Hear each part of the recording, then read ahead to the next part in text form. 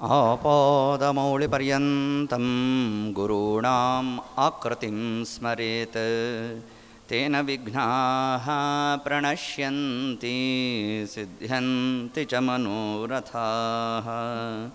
न माधवसमो देवो न च मध्वसमो गुरुः न तद्वाक्यसमं शास्त्रं न च तस्य समः पुमान्। माता च कमलादेवी पिता देवो जनार्दनः बान्धवाः विष्णुभक्ताश्च स्वदेशो भुवनत्रयम्। प्रथमो हनुमान्नाम द्वितीयो भीम एव च पूर्णप्रज्ञतृतीयस्तु भगवत्कार्यसाधकः। कंसध्वंसि पदाम्भोज संसक्तो हंसपुङ्गवः ब्रह्मण्यगुरुराजाख्यो वर्ततान् मम मानसे। अर्थिकल्पितकल्पोऽयं प्रत्यर्थिगजकेसरी व्यासतीर्थगुरुर्भूयात् अस्मदिष्टार्थसिद्धये। कामधेनु यथा पूर्वं सर्वाभीष्टफलप्रदा तथा कलौ वादिराज श्रीपादो अभीष्टदः सतां। भूतराज नमस्तुभ्यं वादिराज गुरोर्प्रियः विद्राव सर्वबाधानः सदत्वं रक्षणं कुरु। पूज्याय राघवेन्द्राय सत्यधर्मरताय च भजतां नमतां कामधेनवे। दुर्वादिध्वान्तरवये वैष्णवेन्दीवरेन्दवे श्रीराघवेन्द्रगुरवे नमो अत्यन्तदयालवे। मूकोऽपि यत्प्रसादेन मुकुन्दशयनायते राजराजायते रिक्तो राघवेन्द्रं तमाश्रये।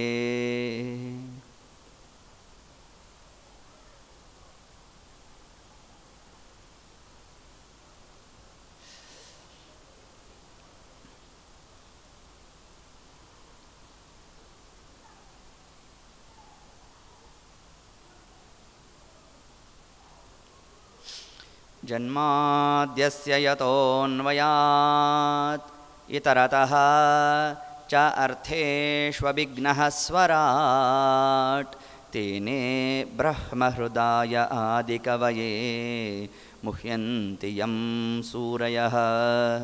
तेजो वारिमृदां यथा विनिमयो यत्र त्रिसर्गो मृषा धाम्ना स्वेन सदा निरस्तकुहकं सत्यं परं धीमहि। निगमकल्पतरोर्गलितं फलं शुकमुखात् अमृतद्रवसंयुतं पिबत भागवतं रसमालयं मुहुरहो रसिकाः भुवि भावुकाः।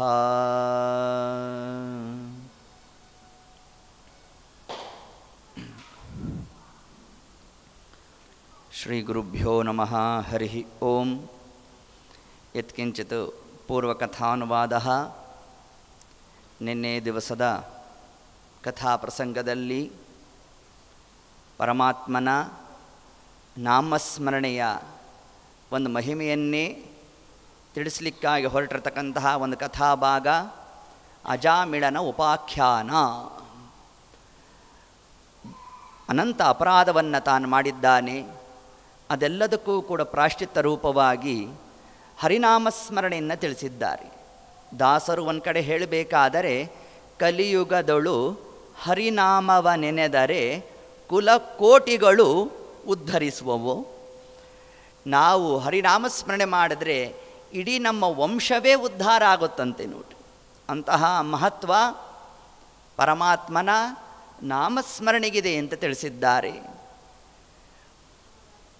ಅದರಲ್ಲೂ ವಿಶೇಷತಃ ನಿನ್ನೆ ನೀವು ನೋಡಿರ್ತಕ್ಕಂಥದ್ದೇ ನಾರಾಯಣ ವರ್ಮ.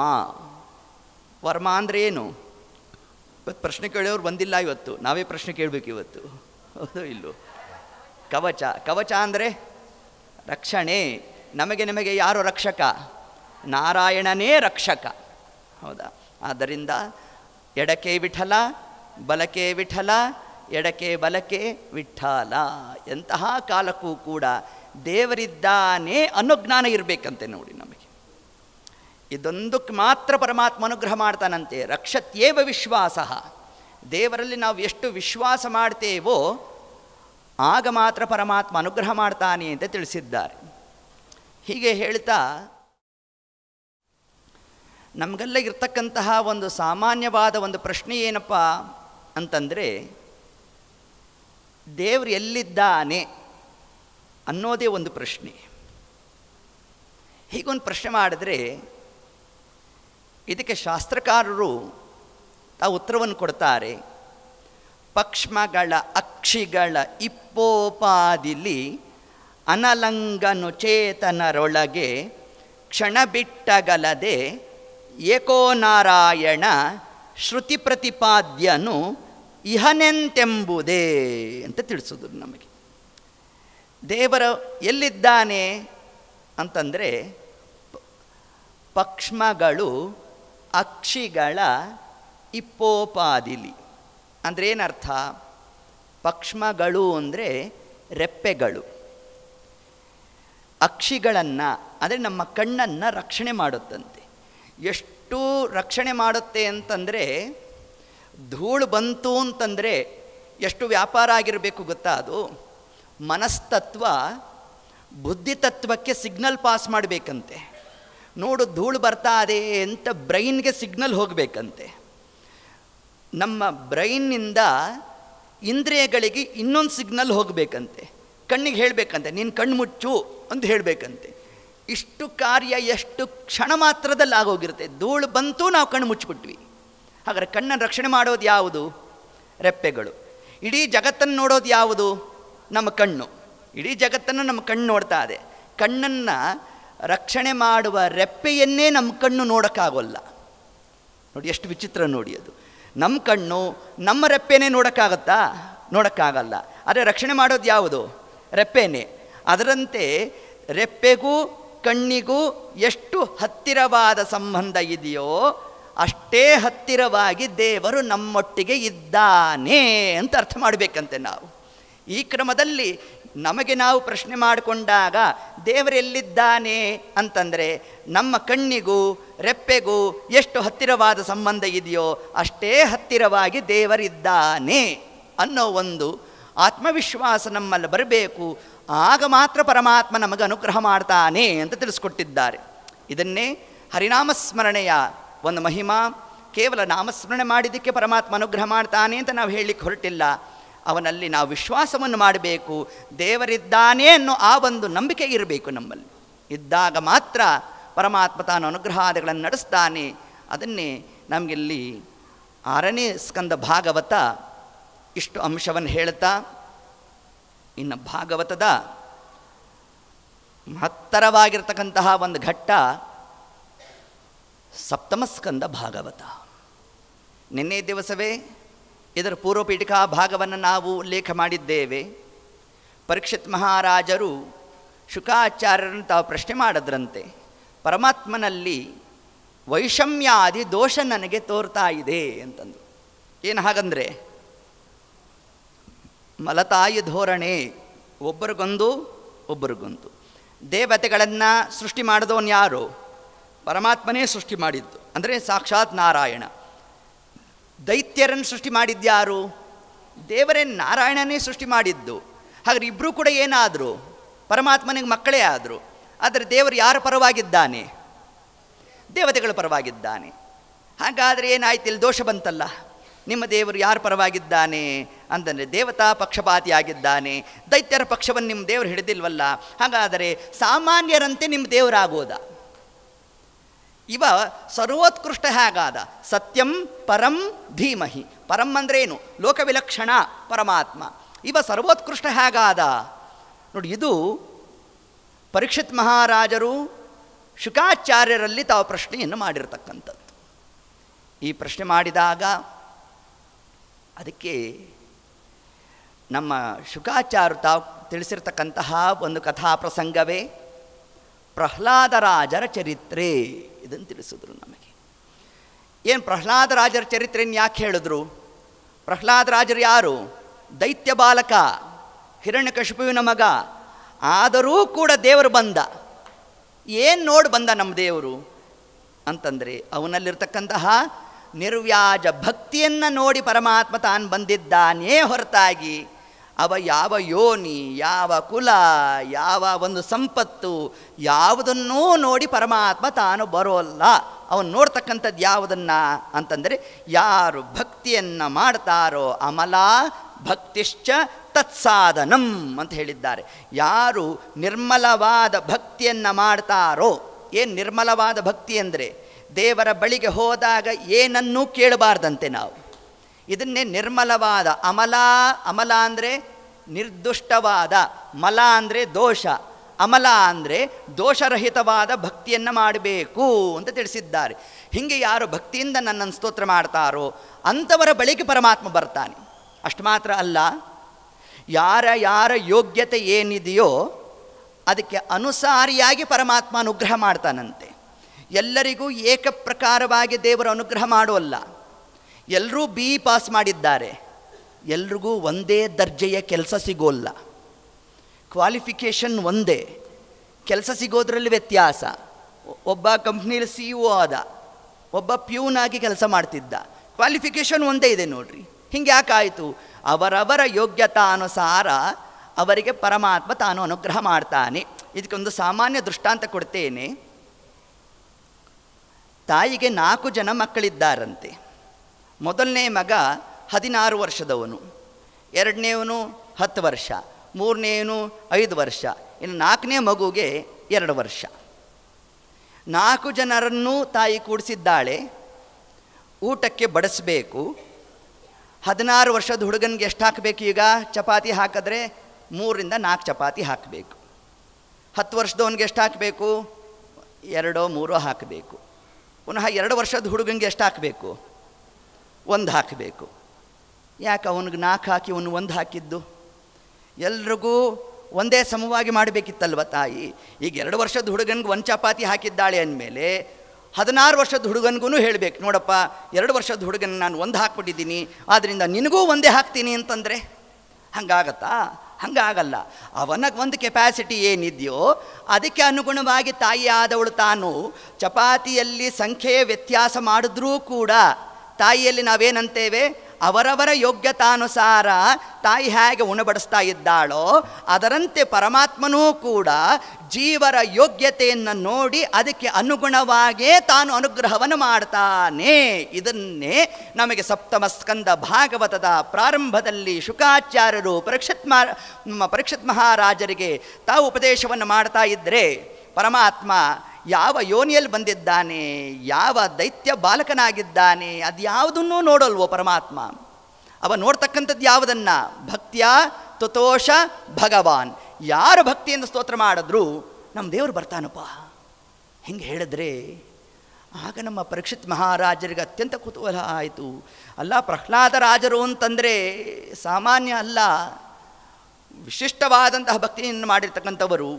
ಅಂತಹ ಪ್ರಹ್ಲಾದರಾಜರಿಗೆ ಹಿರಣ್ಯಕಶಿಪು ಮರಣ ಶಾಸನವನ್ನು ತಾನ್ಯಾಕೆ ಅದ್ಯಾಪಿ ಆಜ್ಞೆ ಮಾಡಿದ್ದಾನೆ ಅಂತ ಹಿಂಗೊಂದು ಪ್ರಶ್ನೆ ಬಂದಾಗ ಆಗ ತಿಳಿಸಿರ್ತಕ್ಕಂಥದ್ದೇ ಇಡೀ ಆ ಒಂದು ಚರಿತ್ರೆಯನ್ನು ತಿಳಿಸಿದ್ದಾರೆ ಪುರಂದರದಾಸರು.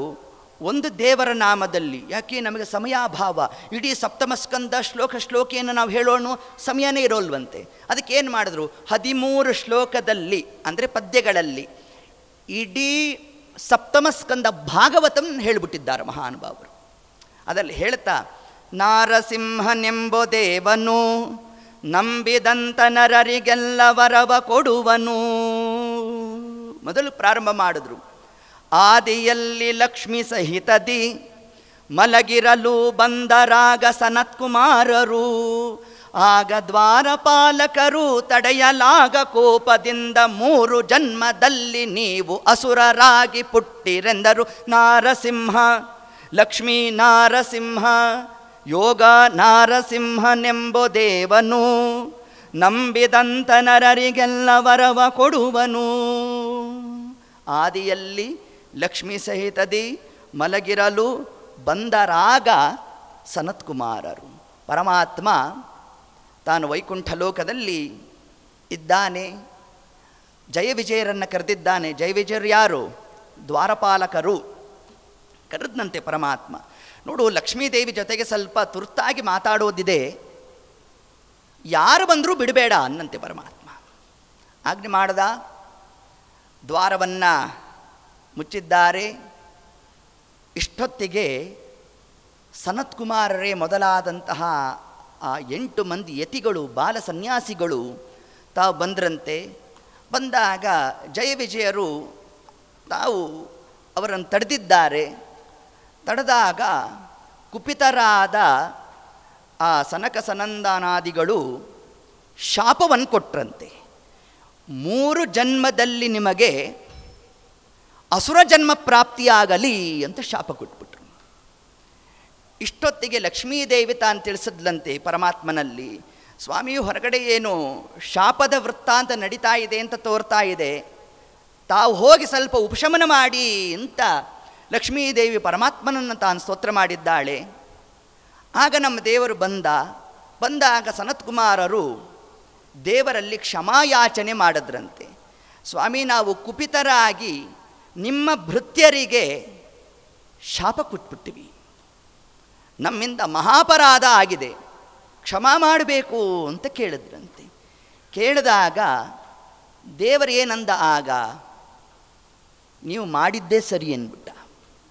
ಎಲ್ಲ ಪರಮಾತ್ಮನೇ ತಿಳಿಸಿದ್ದು, ಯಾರು ಬಂದರೂ ಬಿಡಬೇಡಿ ಅಂತ. ಅದರಂತೆ ಅನುವರ್ತನೆಯನ್ನು ಮಾಡಿದವರು ಯಾರು? ಜಯ ವಿಜಯರು. ಈಗ ಪರಮಾತ್ಮ ಸನಕಾದಿಗಳ ಮುಂದೆ ಏನು ಹೇಳಬೇಕಾಗಿತ್ತು? ನಾನೇ ಹೇಳಿದ್ದೆ, ನೀವು ಯಾಕೆ ಶಾಪ ಕೊಟ್ರಿ ಅಂತ ಹೇಳಬೇಕಾಗಿತ್ತು. ಹಂಗೆ ಹೇಳಲಿಲ್ಲ ಪರಮಾತ್ಮ.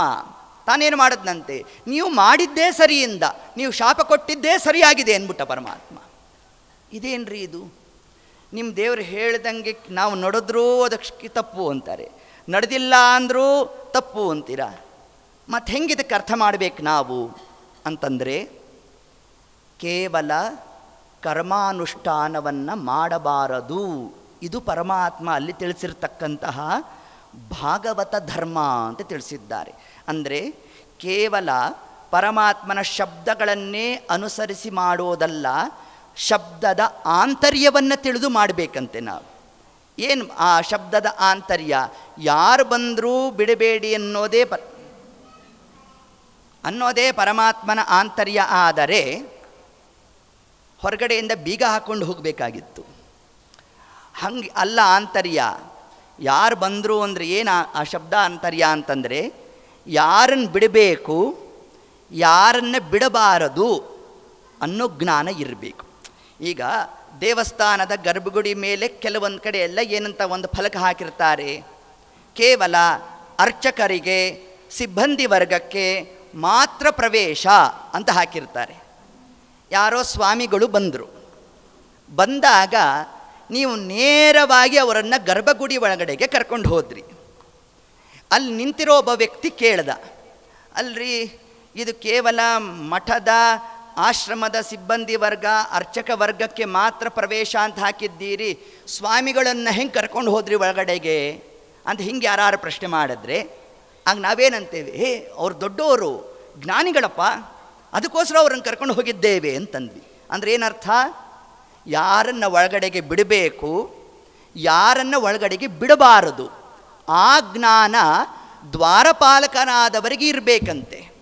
ಅದರಂತೆ ಪರಮಾತ್ಮನ ಶಬ್ದದ ಆಂತರ್ಯ ಏನು ಅಂತಂದರೆ, ಜ್ಞಾನಿನಾಂ ಪ್ರಿಯತಮೋ ತೇಮೆ. ನನಗೆ ಜ್ಞಾನಿಗಳು ಅಂದರೆ ಪಂಚಪ್ರಾಣ ಅಂತ ಪರಮಾತ್ಮ ತಾನು ತಿಳಿಸ್ಕೊಂಡಿದ್ದಾನಂತೆ.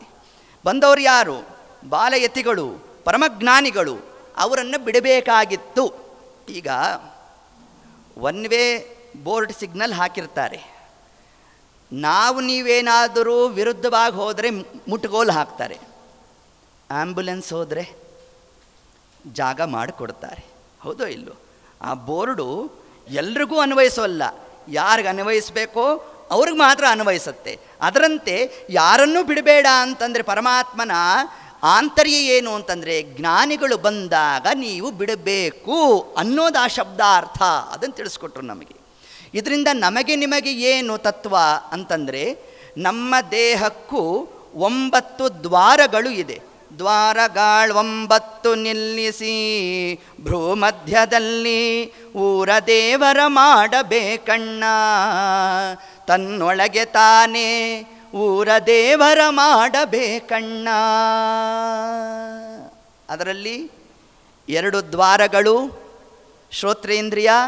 ಜ್ಞಾನಕ್ಕೆ ಅವಕಾಶ ಇದ್ದರೂ ಭಾಗವತ ಉಪನ್ಯಾಸ ನಡೀತಾ ಇದೆ, ಹರಿಭಜನೆ ನಡೀತಾ ಇದೆ ಅಂತ ನಮಗೆ ಗೊತ್ತಿದ್ರೂ ಕೂಡ ಹೋದ್ರಾಯ್ತು ಬಿಡ್ರಿ ಅಂತ ಹೀಗೆ ಉದಾಸೀನ ಮಾಡ್ತಾ ಜ್ಞಾನವನ್ನು ನಾವೇನಾದರೂ ತಡೆದಿದ್ದೇವೆ ಅಂತಂದರೆ ಆ ಜಯ ವಿಜಯರಿಗೆ ಅಸುರ ಜನ್ಮ ಪ್ರಾಪ್ತಿಯಾಯಿತು.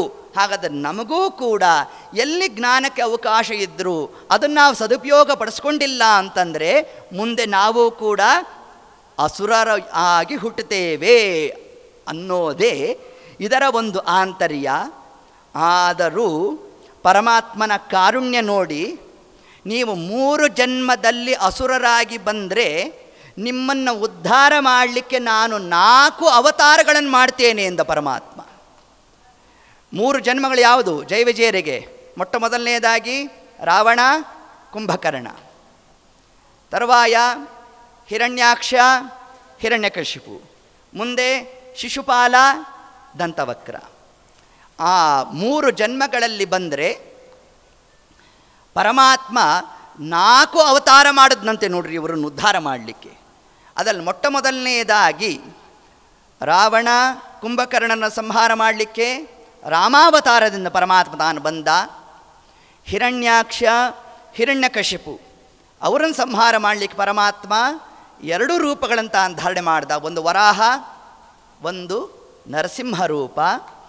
ಇನ್ನು ಶಿಶುಪಾಲ, ದಂತವಕ್ರ ಅವರನ್ನು ಸಂಹಾರ ಮಾಡಲಿಕ್ಕೆ ಕೃಷ್ಣ ರೂಪದಿಂದ ಪರಮಾತ್ಮ ಬಂದ.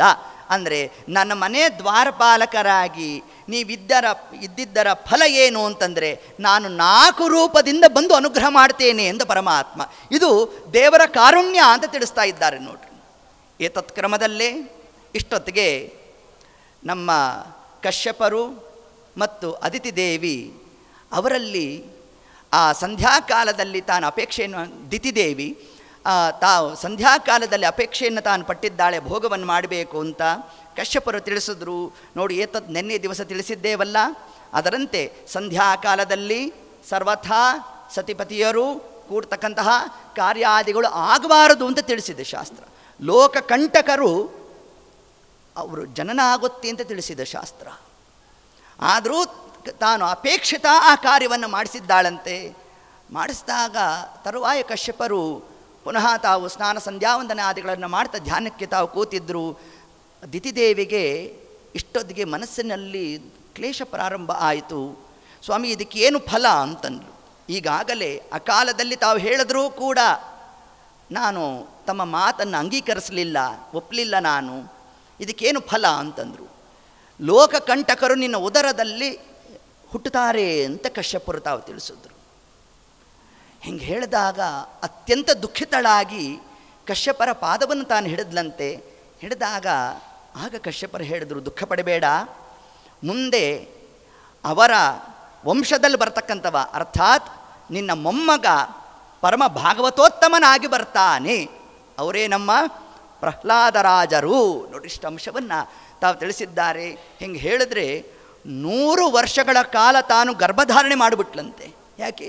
ಗರ್ಭವನ್ನು ಅದ್ಯಾಪಿ ಮಗು ಹುಟ್ಟಿದ್ರೆ ತಾನೇ ಬಂದು ಸಂಹಾರ ಮಾಡೋದು, ನಾನು ಉದರದಲ್ಲೇ ಇಟ್ಕೊಂಡ್ಬಿಡ್ತೇನೆ ಅಂತಂದ್ಲಂತೆ. ಇಡೀ 100 ವರ್ಷ ಪರ್ಯಂತರವಾಗಿ ತಾನು ಗರ್ಭವನ್ನು ಧಾರಣೆ ಮಾಡಿರಬೇಕು. ಮಾಡಿರೋ 9 ತಿಂಗಳು ಗರ್ಭಧಾರಣೆ ಮಾಡೋದೇ ಕ್ಲಿಷ್ಟಕರ ಅಂತೆ. ಇನ್ನು ಅದರಲ್ಲಿ 100 ವರ್ಷಗಳ ಕಾಲ ತಾನು ಗರ್ಭಧಾರಣೆಯನ್ನು ಮಾಡಿದ್ಲು. ಇಡೀ ಸೂರ್ಯನಿಗೆ ಮಸುಕು ಕವಿದಂತೆ ಆಯಿತಂತೆ. ಆದಾಗ ಇಂದ್ರಾದಿ ದೇವತೆಗಳು ಬ್ರಹ್ಮದೇವರನ್ನು ಸ್ತೋತ್ರ ಮಾಡಿದ್ರು. ಬ್ರಹ್ಮದೇವರು ಕಶ್ಯಪರಿಗೆ ಆಜ್ಞೆ ಮಾಡಿದ್ರು. ಕಶ್ಯಪರು ಎತ್ತತ್ ಕಾಲಕ್ಕೆ ತಾವು ತಿಳಿಸಿದ್ರು, ನೋಡು ಪ್ರಸವ ಆಗಲಿಲ್ಲ ಅಂದರೆ ಇಂದ್ರದೇವರು ಬಂದು ವಜ್ರಾಯುಧವನ್ನು ಪ್ರಹಾರ ಮಾಡ್ತಾರೆ ಅಂತ ತಾವು ತಿಳಿಸೋಣ. ಎತ್ತತ್ ಕಾಲಕ್ಕೆ ಆ ಪ್ರಸವಾದಿಗಳಾಗಿರೋಣ. ಆಗಿರತಕ್ಕಂಥವರೇ ಹಿರಣ್ಯಾಕ್ಷ, ಹಿರಣ್ಯಕಶಿಪು ಅನ್ನೋ ಆ 2 ಪ್ರಭುತಿಗಳು ಜಯ ವಿಜಯರು. ಅವರಲ್ಲಿ ಆವಿಷ್ಟರಾಗಿದ್ದಾರೆ. ದೇಹ ಒಂದೇ, ಜೀವ ಎರಡು. ಹೀಗೆ ನಾವು ಅರ್ಥ ಮಾಡಬೇಕು ಅಂತ ತಿಳಿಸಿದ್ದಾರೆ. ಇನ್ನು ಈಗಾಗಲೇ ನಾವು ಹಿಂದೆ ಹೇಳಿಬಿಟ್ಟಿದ್ದೇವೆ, ಅದರಲ್ಲಿ ಹಿರಣ್ಯಾಕ್ಷನನ್ನು ವರಾಹದೇವರು ಯಾವ ರೂಪದಿಂದ ಹಿರಣ್ಯಾಕ್ಷನನ್ನು ಸಂಹಾರ ಮಾಡಿದ್ದು? ಆದಿ ಹಿರಣ್ಯಾಕ್ಷನನ್ನು ಸಂಹಾರ ಮಾಡಿದ್ದು ಯಾವ ವರಾಹ? ಶ್ವೇತವರಾಹ. ಈ ಹಿರಣ್ಯಾಕ್ಷನನ್ನು ಸಂಹಾರ ಮಾಡಿದ್ದು ನೀಲವರಾಹ. ಅದು ಹಾಗೆ ಕಪಾಳ ಮೋಕ್ಷವನ್ನು ಮಾಡಿದ ಪರಮಾತ್ಮ. ಏತತ್ ಕಾಲಕ್ಕೆ ಆ ಭೂಮಿಯನ್ನು ಅದರ ಕಕ್ಷೆಯಿಂದ ತಪ್ಪಿಸಿದ್ನಂತೆ. ಆಂಗ್ಲ ಭಾಷೆಯಲ್ಲಿ ಹೇಳಬೇಕಾ, ಅದರ ಆರ್ಬಿಟ್ಟಿಂದ ಹೊರತನ್ನಂತೆ. ಸ್ವಲ್ಪ ಭೂಮಿ ತನ್ನ ಕಕ್ಷೆಯನ್ನು ತಪ್ಪಿದ್ರೇನೇ ಭೂಕಂಪನ ಆಗುತ್ತಂತೆ. ಇನ್ನು ಸಮಗ್ರವಾಗಿ ಅದನ್ನು ಹೊರತನ್ನಂತೆ ನೋಡಿ. ತಂದು ಇನ್ನೇನು ಅದನ್ನು ಜಲದಲ್ಲಿ ಇಡಬೇಕು. ಆಗ ವರಾಹ ದೇವತಾ ಬಂದಾಗ ಅವನನ್ನು ಸಂಹಾರ ಮಾಡಿಬಿಟ್ರು. ಸಂಹಾರ ಮಾಡಿದಾಗ ಅದಿತಿ ದೇವಿ, ಹಿರಣ್ಯಾಕ್ಷನ ಹೆಂಡತಿ, ಮಕ್ಕಳು ಎಲ್ಲರೂ ಕೂಡ ದುಃಖಿತರಾಗಿದ್ದಾರಂತೆ. ದುಃಖಿತರಾದಾಗ ಹಿರಣ್ಯಕಶಿಪು ಬಂದು ತನ್ನ ತಾಯಿಯನ್ನು ಸಮಾಧಾನ ಮಾಡಲಿಕ್ಕೆ ಪ್ರಾರಂಭ ಮಾಡಿದ್ನಂತೆ. ಅಮ್ಮ ಯಾಕೆ ಅಳ್ತಾ ಇದೆಯಾ ಅಂತ ಕೇಳ್ದ. ದಿತಿದೇವಿ ಹೇಳಿದ್ಲು, ಅಲ್ಲೋ ಏನು ಪ್ರಶ್ನೆ ಮಾಡ್ತಾ ಇದೆಯಪ್ಪ, ನೋಡು ಹಿರಣ್ಯಾಕ್ಷ ಆತ ಮೃತನಾಗಿದ್ದಾನೆ, ಅವನನ್ನು ಕಳ್ಕೊಂಡಿರೋ ದುಃಖದಲ್ಲಿದ್ದೇನೆ ನಾನು, ಯಾಕೆ ಅಳ್ತಾ ಇದೆಯಾ ಅಂತ ನೀನೇನು ಪ್ರಶ್ನೆ ಮಾಡ್ತೀಯಾ ಅಂತ ಹಿಂಗೆ ಹೇಳಿದ್ರೆ, ಆಗ ಹಿರಣ್ಯಕಶಿಪು ಹೇಳಿದ್ನಂತೆ, ಅಮ್ಮ ನೋಡು ಅಳ್ಳಿಕ್ಕೆ ಕಾರಣನೇ ಇಲ್ಲ ಅಂತನ್ನಂತೆ. ಜೀವ ಸತ್ತಿದ್ದಾನೆ ಅಂತ ಅಳ್ತಾ ಇದೆಯೋ, ದೇಹ ಬಿಟ್ಟಿದ್ದಾನೆ ಅಂತ ಅಳ್ತಾ ಇದೆಯೋ ಅಂತ ಕೇಳಿದ್ಲು. ತಲೆ ಬುಡನೇ ಗೊತ್ತಾಗೋಲ್ಲ, ಎರಡು ಒಂದೇ ತಾನೆ. ಜೀವ ಸತ್ತಿದ್ದಾನೆ ಅಂದರೂ ಒಂದೇ, ದೇಹ ಬಿಟ್ಟಿದ್ದಾನೆ ಅಂದರೂ ಒಂದೇ ಅಲ್ಲ.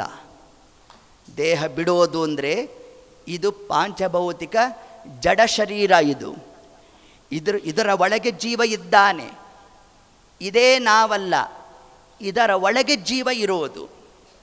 ಇದೇ ನಾವಾಗ್ಬಿಟ್ರೆ ಒಂದು ದಿವಸ ಇದು ದಹನ ಆಗುತ್ತೆ. ಪಿತೃಕಾರ್ಯ ಯಾರಿಗೆ? ಹೌದೋ ಇಲ್ವೋ? ಆದ್ದರಿಂದ ಈ ದೇಹದ ಒಳಗೆ ಜೀವ ಇದ್ದಾನೆ. ಅದನ್ನೇ ಹಿರಣ್ಯಕಶಿಪು ಹೇಳಿದ್ನಂತೆ ನೋಡ್ರಿ. ಅಮ್ಮ ನೋಡು, ಜೀವ ಸತ್ತಿದ್ದಾನೆ ಅಂತ ನೀನೇನಾದರೂ ಹೇಳಿದ್ರೆ ಜೀವ ಅನಾದಿ ನಿತ್ಯ. ಜೀವನಿಗೆ ಹುಟ್ಟಿಲ್ಲ, ಜೀವನಿಗೆ ಸಾವಿಲ್ಲ. ಆದ್ದರಿಂದ ಜೀವ ಅವ ಅನಾದಿ ನಿತ್ಯ. ತನ್ನಿಮಿತ್ತ ಜೀವ ಸತ್ತಿದ್ದಾನೆ ಅಂತ ನೀನು ಅಳ್ಳಿಕ್ಕೆ ಕಾರಣನೇ ಇಲ್ಲ ಅಂದ್ಬಿಟ್ಟ ಹಿರಣ್ಯಕಶಿಪು. ಇನ್ನು ದೇಹ ಬಿಟ್ಟಿದ್ದಾನೆ ಅಂತ ಅಳ್ತಾ ಇದೆಯಾ, ಒಂದು ದಿವಸ ನೀನು ಬಿಡಬೇಕು, ನಾನು ಬಿಡಬೇಕು, ಆ ಬ್ರಹ್ಮದೇವರು ಬಿಡಬೇಕು. ಎಲ್ರಿಗೂ ಪ್ರಕೃತಿ ನಿಯಮ ಇದು. ಎಲ್ಲರೂ ಕೂಡ ಒಂದಲ್ಲ ಒಂದು ದಿವಸ ಈ ದೇಹವನ್ನು ಬಿಡಲೇಬೇಕು ಅಂತ ಹಿರಣ್ಯಕಶಿಪು ಇಷ್ಟು ಉಪದೇಶವನ್ನು ಮಾಡ್ತಾ ದೃಷ್ಟಾಂತವನ್ನು ಕೊಟ್ಟನಂತೆ ನೋಡ್ರಿ.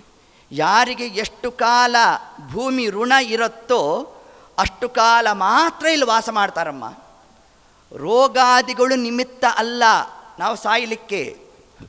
ಇದು ಮೃತ್ಯುದೇವತೆ ಬ್ರಹ್ಮದೇವರಲ್ಲಿ ವರವನ್ನು ತಗೊಂಡಿದ್ದಂತೆ. ಇದು ಮೃತ್ಯುದೇವತೆಗೆ ಬ್ರಹ್ಮದೇವರು ಆಜ್ಞೆ ಮಾಡಿದ್ರು, ನೋಡು ಭೂಮಂಡಲದಲ್ಲಿ ಯಾವ್ಯಾವ ಜೀವರಾಶಿಗಳಿದ್ದಾರೋ ಅವರ ಆಯುಷ್ಯ ಮುಗಿತಾ ಇದ್ದಂತೆ ನೀನು ಹೋಗಿ ಅವರನ್ನು ಸಂಹಾರ ಮಾಡಬೇಕು ಅಂತ ಹೇಳಿದಾಗ ಮೃತ್ಯುದೇವತೆ ಹೇಳಿದ್ಲಂತೆ, ಸ್ವಾಮಿ ನಾನೇನೋ ಮಾಡ್ತೇನೆ, ಯಾವುದೋ ನೋಡಿ ಯಾವ ಸಮಯ ಗಿಮಿಯ ಏನಿರೋಲ್ಲ, ಮದುವೆ ಮುಂಜಿ ಏನಿದ್ರೂ ಕೂಡ ಮೃತ್ಯುದೇವತೆ ಬಂದು ಜೀವನನ್ನು ಕರ್ಕೊಂಡು ಹೊರಟ್ಬಿಡ್ತಾಳೆ. ಹಾಗೆ ಎಲ್ಲರೂ ಕೂಡ ನನ್ನನ್ನು ಬೈತಾರಲ್ಲ, ನಾ ಏನು ಮಾಡಲಿ ಅಂತಂದಂತೆ. ಅಂದಾಗ ಬ್ರಹ್ಮದೇವರು ಹೇಳಿದ್ರಂತೆ, ನೋಡು ನಿನ್ನ ಕೆಲಸ ನೀನು ಮಾಡು, ಆದರೆ ಲೋಕದಲ್ಲಿ ಯಾರ ಮನಸ್ಸಿಗೂ ಕೂಡ ಮೃತ್ಯುದೇವತೆ ಮಾಡಿದ್ದಾಳೆ ಅನ್ನೋ ಕ್ರಮನೇ ನಾನು ಕೊಡೋಲ್ಲ ಅಂದ್ಬಿಟ್ರಂತೆ. ರೋಗವನ್ನು ನಿಮಿತ್ತ ಮಾಡಿಬಿಡ್ತೇನೆ. ಅದಕ್ಕೆ ನೋಡ್ರಿ, ಅವ್ರು ಯಾರ ಸತ್ರು ಅಂತಂದರೆ ನಾವು ಯಾರಾದರೂ ಮೃತ್ಯುದೇವತೆ ಬಂದು ಕರ್ಕೊಂಡು ಹೋದ್ಲು ಅಂತ ಹೇಳ್ತೇವಾ? ಹಾರ್ಟ್ ಅಟ್ಯಾಕ್ ಆಯಿತು ಹೋದರು, ಅಥವಾ ಅವ್ರಿಗೆ ಯಾವುದೋ ಕಾಯಿಲೆ ಇತ್ತು ಅದರಿಂದ ಅವರು ಹೋದರು. ಈಗ ಒಂದು ರೋಗವನ್ನು ನಿಮಿತ್ತ ಮಾಡಿ ನಾವು ಹೇಳ್ತೇವೆ ಹೊರತಾಗಿ ಮೃತ್ಯುದೇವತೆ ಬಂದು ಅವನ ಆಯುಷ್ಯ ಮುಗೀತು ಆದ್ದರಿಂದ ಅವನು ಹೋದ ಅನ್ನೋ ಚಾಲ್ತಿನೇ ನಮ್ಮಲ್ಲಿ ಬರಲಿಲ್ಲ. ಯಾಕೆ ಬರಲಿಲ್ಲ ಅಂದರೆ ಬ್ರಹ್ಮದೇವರ ವರ ಅಂತೆ ನೋಡ್ರಿ. ಅದು ಬ್ರಹ್ಮದೇವರೇ ತತ್ ಕ್ರಮವನ್ನು ತಾವು ಶಾಸನ ಮಾಡಿಬಿಟ್ರು. ಹಿಂಗೆ ಮಾಡ್ತಾ ಇಷ್ಟನ್ನೂ ಕೂಡ ಯಾರು ಹೇಳ್ತಾ ಇದ್ದಾನೆ? ಹಿರಣ್ಯಕಶಿಪು ತಾನು ಉಪದೇಶ ಮಾಡಿದ ತನ್ನ ತಾಯಿಗೆ, ಅಮ್ಮ ನೋಡು ಒಂದು ಬಸ್ಸಲ್ಲಿ ಎಲ್ಲ ಹೋಗ್ತಾ ಇರ್ತೇವೆ, ಅವರವ್ರ ಸ್ಟಾಪ್ ಬಂದಾಗ ಹೇಗೆ ಅವರವ್ರು ಇಳ್ಕೊಂಡು ಹೋಗ್ತಾ ಇರ್ತಾರೋ ಅದರಂತೆ ಈ ಸಂಸಾರದಲ್ಲೂ ಕೂಡ ನಾವೆಲ್ಲ ಸೇರಿದ್ದೇವೆ. ನಮ್ಮ ಕೆಲಸ ಮುಗಿದಾಗ, ಅರ್ಥಾತ್ ಭೂಮಿ ಋಣ ನಮಗೆ ಹರಿತೋ ನಾವಲ್ಲಿಂದ ಬಿಡ್ತಾ ಇರಬೇಕು. ಅದರಂತೆ ಒಂದು ಪದಾರ್ಥವೂ ಕೂಡ ಅನೇಕ ಬಾರಿ ನಿಮ್ಮ ಅನುಭವ ಸಿದ್ಧ ನೋಡಿ. ಇದು ಮನೆಯಲ್ಲೇ ಒಂದು ಪದಾರ್ಥವನ್ನು ಟೇಬಲ್ ಮೇಲೋ ಎಲ್ಲೋ ಇಟ್ಟಿರ್ತೇವೆ, ಬೆಳಗ್ಗೆ ಎದ್ದು ನೋಡಿದ್ರೆ ಆ ಪದಾರ್ಥನೇ ಕಾಣಿಸಿರೋಲ್ಲ. ಇಡೀ ಮನೆ ಹುಡುಕಿರ್ತೇವೆ, ಆ ಪದಾರ್ಥ ನಮಗೆ ಕಂಡಿರೋಲ್ಲ. ಅದೇ ಒಂದು ಪದಾರ್ಥ ಬೀದಿಲ್ ಎಲ್ಲೋ ಬೀಳಿಸ್ಕೊಂಡು ಹೋಗಿದ್ವಿ, ಮಾನೇ ದಿವಸ ಮಧ್ಯಾಹ್ನ ಜ್ಞಾಪನಕ್ಕೆ ಬಂತು, ನಿನ್ನೆ ಅಲ್ಲ ಅಂಗಡಿ ಹತ್ರ ಹೋಗಿದ್ದೆ, ಒಂದು ಸತಿ ಹೋಗಿ ನೋಡ್ಕೊಂಬರ್ತೀನಿ ಅಂತ ಹೋಗಿ ನೋಡ್ದ. ಇನ್ನೂ ಆ ಪದಾರ್ಥದ ಋಣ ಹರಿದಿಲ್ಲ ಅಂದರೆ ಬೀದಿಲ್ ಬಿದ್ದಿದ್ರೂ ಕೂಡ ಆ ಪದಾರ್ಥ ನಮಗೆ ಸಿಗುತ್ತಂತೆ ನೋಡಿ. ಅದೇ ಪದಾರ್ಥದ ಋಣ ಹರಿದಿದ್ರೆ ಮನೇಲೇ ಇಟ್ಟಿದ್ರೂ ಕೂಡ ಆ ಪದಾರ್ಥ ನಮಗೆ ಸಿಗೋಲ್ಲ. ಅಂದರೆ ಅದರಂತೆ ಜೀವರ ಸಂಬಂಧ ನಮಗೆ ಎಲ್ಲಿ ತನಕ ಆ ಒಂದು ಋಣಾನುಬಂಧ ಇರುತ್ತೋ ಅಲ್ಲಿ ತನಕ ಮಾತ್ರ ನಾವು ಇರಲಿಕ್ಕೆ ಸಾಧ್ಯ. ಯಾವಾಗ ಋಣ ಹರಿಯುತ್ತೋ ನಾವು ಹೊರಡಬೇಕು ಅನ್ನೋ ಒಂದು ಅಂಶವನ್ನೇ ಹಿರಣ್ಯಕಶಿಪು ತನ್ನ ತಾಯಿಗೆ ಇಷ್ಟೆಲ್ಲ ಉಪದೇಶವನ್ನು ಮಾಡಿ ಕೊನೆಯದಾಗಿ ತಾನೇನು ಮಾಡಿದ್ನಂತೆ, ಇಷ್ಟೆಲ್ಲ ಹೇಳ್ದ, ಪುರಾಣ ಹೇಳಕ್ಕೆ ಬದನೆಕಾಯಿ ತಿನ್ನಕ್ಕೆ. ನಮ್ಮಲ್ಲೊಂದು ನಾಲ್ನುಡಿ, ಭಾರೀ ಉಪನ್ಯಾಸ ಮಾಡೋದಂತೆ, ಅವನೇ ತಪ್ಪು ಮಾಡಿಬಿಡೋದಂತೆ, ಏನು ಪ್ರಯೋಜನ ಅಂತಾರೆ ಅದನ್ನು. ಹೌದಾ? ಅದನ್ನೇ ಹಿರಣ್ಯಕಶಿಪು ಮಾಡಿದ್ನಂತೆ. ನೋಡಮ್ಮ, ಒಂದಲ್ಲ ಒಂದು ದಿವಸ ಎಲ್ಲರಿಗೂ ಮೃತ್ಯು ಬರೋದಂತೂ ಸಿದ್ಧ ನೋಡಿ. ಇಷ್ಟನ್ನು ತಾನು ಹೇಳಿ ಕೊನೆಯದಾಗಿ ಏನು ಮಾಡಿದ್ನಂತೆ, ಮೃತ್ಯುರ್ಮಾಭೂತ್, ನನಗೆ ಮರಣವೇ ಬರಬಾರದು ಅಂತ ತಪಸ್ಸಿಗೆ ಕೂತ್ಬಿಟ್ಟ. ಹಾಗಾದರೆ ಇಲ್ಲಿ ತನಕ ಉಪದೇಶವನ್ನು ಹೆಂಗೆ ಮಾಡಿದ್ದು, ನನಗೆ ಮರಣವೇ ಬರಬಾರದು ಅಂತ ಇದ್ದಕ್ಕಿದ್ದಾಗಲೇ ಪರಿವರ್ತನೆ ಯಾಕಾಯಿತು ಅಂತಂದರೆ, ಇದಕ್ಕೆ ಭಾಗವತ ತಾತ್ಪರ್ಯ ನಿರ್ಣಯದಲ್ಲಿ ಮಧ್ವಾಚಾರ್ಯರು ತಾವು ನಿರ್ಣಯ ಕೊಡ್ತಾರೆ. ಅಲ್ಲಿ ತನಕ ಉಪದೇಶ ಮಾಡಿದ್ದು ಯಾರು ಅಂತಂದರೆ, ಆ ಹಿರಣ್ಯಕಶಿಪು ಎಂಬ ಆ ದೇಹದಲ್ಲಿ ಜಯನಾಮಕನಾದ ಯಾರು, ಜಯ ವಿಜಯರು ಯಾರಿದ್ದಾರೆ, ಅದರಲ್ಲಿ ಜಯನಾಮಕನಾದ ದೇವತೆ ಉಪದೇಶ ಮಾಡಿದ್ದಂತೆ. ಅಲ್ಲಿ ತನಕ ಜೀವರ ಒಂದು ಆ ಋಣಾನುಬಂಧ ಆ ಒಂದು ಕ್ರಮಾದಿಗಳನ್ನು ಉಪದೇಶ ಮಾಡಿದ್ಯಾರು, ಜಯ ಉಪದೇಶ ಮಾಡಿದ್ನಂತೆ. ಇನ್ನು ಮೃತ್ಯುರ್ಮಾಭೂತ್ ಅಂತ ಹೇಳಿದವನು ಯಾರು ಅಂತಂದರೆ, ಅದೇ ದೇಹದಲ್ಲಿ ಒಬ್ಬ ದೈತ್ಯನೂ ಕೂತಿದ್ದ. ಅವನು ಪ್ರವೃತ್ತಿ ಏನಾಯಿತು, ನನಗೆ ಮರಣವೇ ಬರಬಾರದು ಅಂತ ತಾನು ತಪಸ್ಸಿಗೆ ಹೊರಟ. ಒಂದೇ ದೇಹ ಎರಡು ಜೀವಗಳು, ಇದನ್ನೇ ಜೀವದ್ವಯ ಆವೇಶ ಅಂತ ಶಾಸ್ತ್ರ ತಿಳಿಸುತ್ತೆ ನಮಗೆ. ಏತತ್ ಕ್ರಮದಲ್ಲೇ ಎಷ್ಟು ವರ್ಷಗಳ ಕಾಲ ತಾನು ತಪಸ್ಸನ್ನು ಮಾಡಿದ್ದಾನೆ, 100 ವರ್ಷಗಳ ಪರ್ಯಂತರವಾಗಿ ತಾನು ತಪಸ್ಸನ್ನು ಮಾಡಿದ್ನಂತೆ ನೋಡಿ. ಆ ತಪಸ್ಸು ಮಾಡಬೇಕಾದರೆ ಹೇಗಿತ್ತವನು, ನ ದದರ್ಶ ಪ್ರತಿಚಿಹ್ನಂ, ಹಿರಣ್ಯಕಶಿಪುವಿನ ದೇಹದ ಗುರ್ತೇ ಸಿಗ್ತಾ ಇರಲಿಲ್ವಂತೆ ನೋಡಿ. ಹಂಗಾಗೋಗಿತ್ತು ಅವನ ಶರೀರ. ಯಾಕೆ, ವಲ್ಮೀಕ ತೃಣ ಕೀಚಕೈಹಿ. ವಲ್ಮೀಕ ಅಂದರೆ ಯಾವುದು, ಹುತ್ತ. ಅವನ ಸುತ್ತ ಏನಾಗಿತ್ತಂತೆ, ಹುತ್ತ ಬೆಳ್ಕೊಂಬಿಟ್ಟಿತ್ತಂತೆ ನೋಡ್ರಿ. ಅದು ಹಿರಣ್ಯಕಶಿಪು ಹೇಗೆ ನಿಂತಿದ್ದ, ಪಾದ ಉಂಗುಷ್ಟೋ, ತನ್ನ ಪಾದದ ಹೆಬ್ಬೆಟ್ಟಿನ ಮೇಲೆ ಇಡೀ ದೇಹದ ಭಾರವನ್ನು ತಾನು ಹೊತ್ತಿದ್ದಂತೆ. ನಭೋ ದೃಷ್ಟಿ, ಸೂರ್ಯಮಂಡಲಕ್ಕೆ ತನ್ನ ದೃಷ್ಟಿಯನ್ನು ನೆಟ್ಟಿದ್ದಂತೆ, ಅಂಜಲಿಬದ್ಧನಾಗಿದ್ದಂತೆ. ಹೀಗೆ ತಾನು 100 ವರ್ಷ ಪರ್ಯಂತರವಾಗಿ ತಪಸ್ಸನ್ನು ಮಾಡ್ತಾ ಇರಬೇಕು. ಪಿಪೀಲಿಕಾ ಅಂದರೆ ಇರುವೆನೇ ಮೊದಲಾದಂತಹ ಕ್ರಿಮಿಕೀಟಗಳೆಲ್ಲ ಅವನ ದೇಹದಲ್ಲಿ ಇರ್ತಕ್ಕಂತಹ ಮಾಂಸ ಶೋಣಿತ, ರಕ್ತ ಮಾಂಸ ಎಲ್ಲವನ್ನೂ ಕೂಡ ತಾನು ಹೀರಿಬಿಟ್ಟಿದೆ ಆ ದೇಹದಲ್ಲಿ. ಮತ್ತೇನು ಉಳಿದಿತ್ತಂತೆ ಅವನ ಶರೀರ ಅಂತಂದರೆ, ಕೇವಲ ಅಸ್ಥಿಗತವಾಗಿ ಅವನ ಶರೀರ ಉಳಿದಿತ್ತಂತೆ. ಅಲ್ಲಿ ಬರೀ ಅಸ್ಥಿ ಇದ್ದರೂ ಕೂಡ ಶರೀರ ಉಳಿಲಿಕ್ಕೆ ಸಾಧ್ಯನಾ ಅಂತಂದರೆ, ಏತದ್ ಯುಗದ ಧರ್ಮ ಅಂತ ತಿಳಿಸಿದ್ದಾರೆ. ಆ ತ್ರೇತಾಯುಗದಲ್ಲಿ ಎಲ್ಲಿ ತನಕ ಪ್ರಾಣ ಇರೋದು ಅಂತಂದರೆ, ಅಸ್ಥಿಗತ ಪ್ರಾಣ ಅಂದಿದ್ದಾರೆ. ಎಲುಬು ಇರೋ ತನಕ ಪ್ರಾಣ ಉಳಿಯೋದಂತೆ. ಈಗ ಕಲಿಯುಗದಲ್ಲಿ ಅನ್ನಗತಃ ಪ್ರಾಣ, ಒಂದು ದಿವಸ ಅನ್ನ ಬಿಟ್ಟರೆ ಪ್ರಾಣನೇ ಹೋದಂಗೆ ಆಗ್ಬಿಡುತ್ತಂತೆ. ಈಗ ಅದೂ ಅಲ್ಲ, ಬೇಕಾದ್ರೆ ಅನ್ನ ಬೇಕಾದ್ರೆ ಒಂದು ದಿನ ಬಿಡ್ತೇವಂತೆ. ಕಾಫಿಗತ ಪ್ರಾಣ, ಬೆಳಗ್ಗೆ ಎದ್ದು ಒಂದು ಲೋಟ ಕಾಫಿ ಸಿಕ್ಕಿಲ್ಲ ಅಂದರೆ ನೋಡಬೇಕು ನಮ್ಮಲ್ಲಿ ಕಥೆ ಹೆಂಗಾಗೋಗಿರುತ್ತೆ ಅಂತ. ನೋಡ್ರಿ, ಯಾವುದೋ ಊರಿಂದ ಊರಿಗೆ ಹೋಗಿರ್ತಾನೆ, ಎಲ್ಲ ಕಡೆ ಅಡ್ಡಾಡ್ತಾ ಇದ್ದ. ಯಾಕೆ ಏನು ಅಂತಂದರು, ಏನಿಲ್ಲರಿ ಒಂಚೂರು ಕಾಫಿ ಗೀಫಿ ಎಲ್ಲರೂ ಸಿಗುತ್ತಾ ಏನೋ ಅಂತ ನೋಡ್ತಿದ್ವಿ ಅಂತ. ಬೇಕಾದ್ರೆ ಇಡೀ ದಿನ ಅವನು ಟಿಫನ್ ಇಲ್ದೇರೋನು ಇದ್ಬಿಡ್ತಾನೆ, ಲಂಚ್ ಇಲ್ದೇರೋನು ಇದ್ಬಿಡ್ತಾನಂತೆ, ಕಾಫಿ ಇಲ್ದೇರೋ ಇರೋಕ್ಕಾಗಲ್ವಂತೆ. ಹಾಗಾದ್ರೆ ಕಲಿಯುಗದ ಧರ್ಮ ಏನಾಗೋಯ್ತು? ಕಾಫಿಗತ ಪ್ರಾಣ. ನೋಡಿ, ಹಿಂಗಾಗೋಯ್ತಂತೆ ನಮ್ಮ ಕಥೆ. ಆದರೆ ಏತದ್ ಯುಗ ಧರ್ಮ ಏನಾಗಿತ್ತು? ಅಸ್ಥಿಗತ ಪ್ರಾಣ, ಅಸ್ಥಿಗತವಾಗಿ ತಾನು ನಿಂತಿದ್ದ. ಆ ಬ್ರಹ್ಮದೇವರನ್ನು ಉಪಾಸನೆಯನ್ನು ಮಾಡ್ತಾ ಇರೋಣ. ಇಷ್ಟೊತ್ತಿಗೆ ಹಿರಣ್ಯಕಶಿಪುವಿನ ಪತ್ನಿಯಾಗಿರ್ತಕ್ಕಂತಹ ಕಯಾದು ದೇವಿ ತಾನು ಗರ್ಭಿಣಿಯಾಗಿದ್ದಾಳೆ. ಹಿರಣ್ಯಕಶಿಪು ಎಷ್ಟು ಕಾಲ ತಾನು ತಪಸ್ಸು ಮಾಡಿದ್ನೋ ಅಷ್ಟು ಕಾಲ ತಾನು ಗರ್ಭವನ್ನು ಧಾರಣೆ ಮಾಡಿದ್ಲಂತೆ. 100 ವರ್ಷ ಪರ್ಯಂತರವಾಗಿ ಪ್ರಹ್ಲಾದ ರಾಜರು ಕಯಾದು ದೇವಿಯ ಗರ್ಭದಲ್ಲಿ ತಾವು ಇದ್ದು ಅಲ್ಲಿ ಏನು ಮಾಡ್ತಾ ಇದ್ದರು? ಹೀಗೆ ಪ್ರಹ್ಲಾದ ರಾಜರು ತಾವು ತಾಯಿಯ ಗರ್ಭದಲ್ಲಿ ಇರೋ ಕಾಲಕ್ಕೆ ಇಂದ್ರದೇವರು ವಜ್ರಾಯುಧಗಳಾಗಿ ತಾವು ಬಂದು ಆ ಗರ್ಭವನ್ನು ಪ್ರಹಾರ ಮಾಡಲಿಕ್ಕೆ ಹೋದ್ರಂತೆ. ಅಷ್ಟೊತ್ತಿಗೆ ನಾರದರು ಬಂದರು, ಇಂದ್ರ ಏನು ಮಾಡ್ತಾ ಇದೆಯಾ?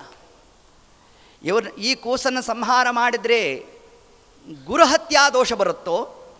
ನೋಡಿ, ಹಿಂಗೊಂದು ಶಬ್ದವನ್ನು ತಿಳಿಸ್ಬಿಟ್ರು. ಇಂದ್ರದೇವರಿಗೆ ಆಶ್ಚರ್ಯ ಆಯಿತು.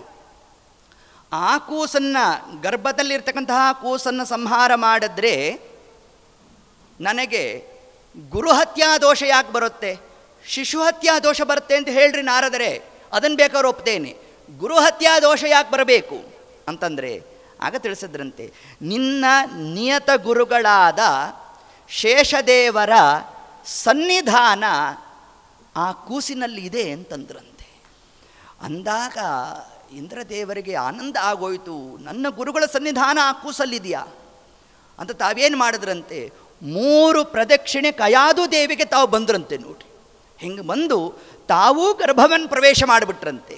ಪ್ರವೇಶ ಮಾಡಿ ಆ ಪ್ರಹ್ಲಾದ ರಾಜರೆಂಬ ಆ ಕೂಸಿನಲ್ಲಿ ಶೇಷದೇವರು ತಾವು ಹೋಗಿ ಸನ್ನಿಹಿತರಾಗ್ಬಿಟ್ರಂತೆ.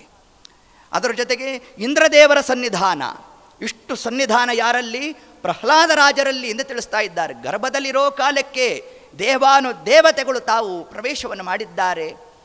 ಆಗ ನಾರದರಂದರು, ಅಮ್ಮ ಇಲ್ಲಿರಲಿಕ್ಕೆ ಯೋಗ್ಯವಾದ ಸ್ಥಳ ಅಲ್ಲ, ನನ್ನ ಆಶ್ರಮಕ್ಕೆ ಬಾ ಅಂತ ನಾರದರು ತಾವು ಕರ್ಕೊಂಡು ಹೊರಟಿದ್ದಾರೆ. ಪ್ರತಿನಿತ್ಯ ಅವರು ಭಗವತ್ಪರವಾದಂತಹ ಉಪದೇಶವನ್ನು ಮಾಡ್ತಾ ಇರಬೇಕು. ಆ ಹೆಣ್ಣುಮಗಳು ಗರ್ಭಿಣಿ, ತಾನು ಅದನ್ನು ಕೇಳ್ತಾ ಇರಬೇಕು. ಸಾಮಾನ್ಯವಾಗಿ ಗರ್ಭಿಣಿ ಸ್ತ್ರೀಯರಿಗೆ ಆಯಾಸ ಬಹಳವಾಗಿರುತ್ತಂತೆ, ಸಹಜವಾಗಿ ನಿದ್ದೆ ಬಂದ್ಬಿಡ್ತಂತೆ. ಬಂದಾಗ ನಾರದರು ಆ ದಿವಸದ ಉಪನ್ಯಾಸವನ್ನು ಉಪಸಂಹಾರ ಮಾಡಿದ್ರಂತೆ, ನಿಲ್ಲಿಸಿದ್ರಂತೆ. ಅದನ್ನು ನಿಲ್ಲಿಸಿದ್ರೆ ಗರ್ಭಸ್ಥ ಶಿಶು ಹ್ಞೂ ಅಂತಂತೆ. ಒಂದು ಸತಿ ಎಲ್ಲಿಂದ ಈ ಶಬ್ದ ಬಂತು ಅಂತ ನೋಡಿದ್ರು. ನಾರದರೆ, ನಾನು ಕೇಳ್ತಾ ಇದ್ದೇನೆ ಹೇಳ್ರಿ ಅಂತಂತೆ ಏತತ್ ಆ ಕಾಲಕ್ಕೆ ಕೂಸು. ಅದಕ್ಕೆ ನಮ್ಮಲ್ಲಿ ಇವತ್ತಿಗೂ ಒಂದು ಕ್ರಮ ಯಾವುದು ಅಂತಂದರೆ, 7ನೇ ತಿಂಗಳು ಬಂದಾಗ ಗರ್ಭಿಣಿಗೆ, ಮಗುವಿಗೆ ಶ್ರವಣ ಶಕ್ತಿ ಅದಕ್ಕೆ ಪ್ರಾಪ್ತಿ ಆಗುತ್ತೆ. ತನ್ನಿಮಿತ್ತ ಆ ಕಾಲಕ್ಕೆ ಗರ್ಭಿಣಿ ಹೆಣ್ಮಗಳು ಇಂತಹ ಸತ್ಸಂಗಕ್ಕೆ ತಾನು ಬರಬೇಕು, ಭಾಗವತಾದಿ ಕಥಾಮೃತವನ್ನು ತಾನು ಶ್ರವಣ ಮಾಡಬೇಕು. ಅದರಲ್ಲೂ ವಿಶೇಷವಾಗಿ ಹರಿವಂಶವನ್ನು ಶ್ರವಣ ಮಾಡಬೇಕು ಅಂತ ತಿಳಿಸಿದೆ. ಇದು ಮಹಾಭಾರತದ ಖಿಲ ಭಾಗ, ಅಂದರೆ ಕೊನೆಯ ಭಾಗವೇ ಹರಿವಂಶ ಭಾಗ. ಯಾರು ಹರಿವಂಶವನ್ನು ಕೇಳ್ತಾರೋ ಅಂಥವರಿಗೆ ಸಂತಾನ ಇಲ್ಲ ಅಂದರೂ ಸಂತಾನ ಆಗುತ್ತಂತೆ.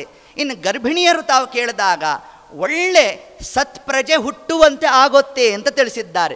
ಹಾಗಾದರೆ ಸಂಸ್ಕಾರ ಮಗುವಿಗೆ ಕೊಡಬೇಕಾದದ್ದು ಹುಟ್ಟಿದ ಮೇಲೆ ಮಗುವಿಗೆ ಸಂಸ್ಕಾರ ಕೊಡೋದಲ್ಲ, ಗರ್ಭದಲ್ಲಿ ಇರೋ ಕಾಲಕ್ಕೆ ಸಂಸ್ಕಾರವನ್ನು ಕೊಡಬೇಕು. ಅದಕ್ಕೆ ತಾಯಿಯನ್ನು ಏನಂತ ಕರೆದದ್ದು? ಮೊದಲ ಗುರು ಅಂತ ಕರೆದದ್ದು. ಮೊದಲ ಗುರು ಅಂತ ತಾಯಿಯನ್ನು ಕರೆಯೋದು. ಮಗುವಿಗೆ ಅಕ್ಷರಾಭ್ಯಾಸ ಮಾಡಿಸ್ಬೇಕಾದ್ರೆ ಮಾಡಿಸೋದು ಯಾರು? ಅಪ್ಪನೇ ಮಾಡಿಸೋದು. ಅಪ್ಪನ ತೊಡೆ ಮೇಲೆ ಮಗು ಕೂತ್ಕೋಬೇಕು. ಸ್ಲೇಟು ಬಳಪಾಲ ಮಗು ಕೈಗೆ ಅಪ್ಪ ತಾನು ಕೊಡಿಸಿ ಅಪ್ಪ ತಾನು ABCD ಎ ಅವೆಲ್ಲ ಬರ್ಸೋದು ಯಾರು? ಅಪ್ಪ ಬರೆಸೋದು. ತಾಯಿ ಮೊದಲನೇ ಗುರು ಅಂತ ಹೆಂಗೆ ಹೇಳ್ತೀರಿ ಅಂತಂದರೆ, ಈ ಲೌಕಿಕವಾದ ವಿದ್ಯೆಯಿಂದಾಗಿ ಗುರುಸ್ಥಾನವನ್ನು ಕೊಡಲಿಲ್ಲ ತಾಯಿಗೆ. ಗರ್ಭದಲ್ಲಿ ಇರಬೇಕಾದ್ರೇ ಆ ತಾಯಿಯಾದವಳು ತಾನು ಇಂತಹ ಹರಿಕಥಾ ಶ್ರವಣದಲ್ಲಿ ತಾನು ಭಾಗಿಯಾಗಿರಬೇಕು, ದೇವರ ನಾಮಸ್ಮರಣೆಯನ್ನು ಮಾಡ್ತಾ ಇರಬೇಕು. ಆಗ ಮಾತ್ರ ಆ ಮಗುವಿಗೆ ಸಂಸ್ಕಾರಜನ್ಯ ಅಂತ ತಿಳಿಸಿದ್ದಾರೆ. ಗರ್ಭಿಣಿಯಾದಾಗ ತಾನು ಚಿತ್ರಮಂದಿರದಲ್ಲಿ ಕೂತಿದ್ಲಂತೆ. ಆ ಹುಡುಗ ಒಂದು 20 ವರ್ಷಕ್ಕೆ ಬಂದಾಗ ಇವಳಿಗೆ ವೈರಾಗ್ಯ ಬಂದ್ಬಿಟ್ಟಿತ್ತು. ಇವಳಿಗೆ ವಯಸ್ಸಾಗಿರುತ್ತಲ್ಲ, ಇವಳಿಗೆ ವೈರಾಗ್ಯ ಬಂದ್ಬಿಡ್ತಂತೆ.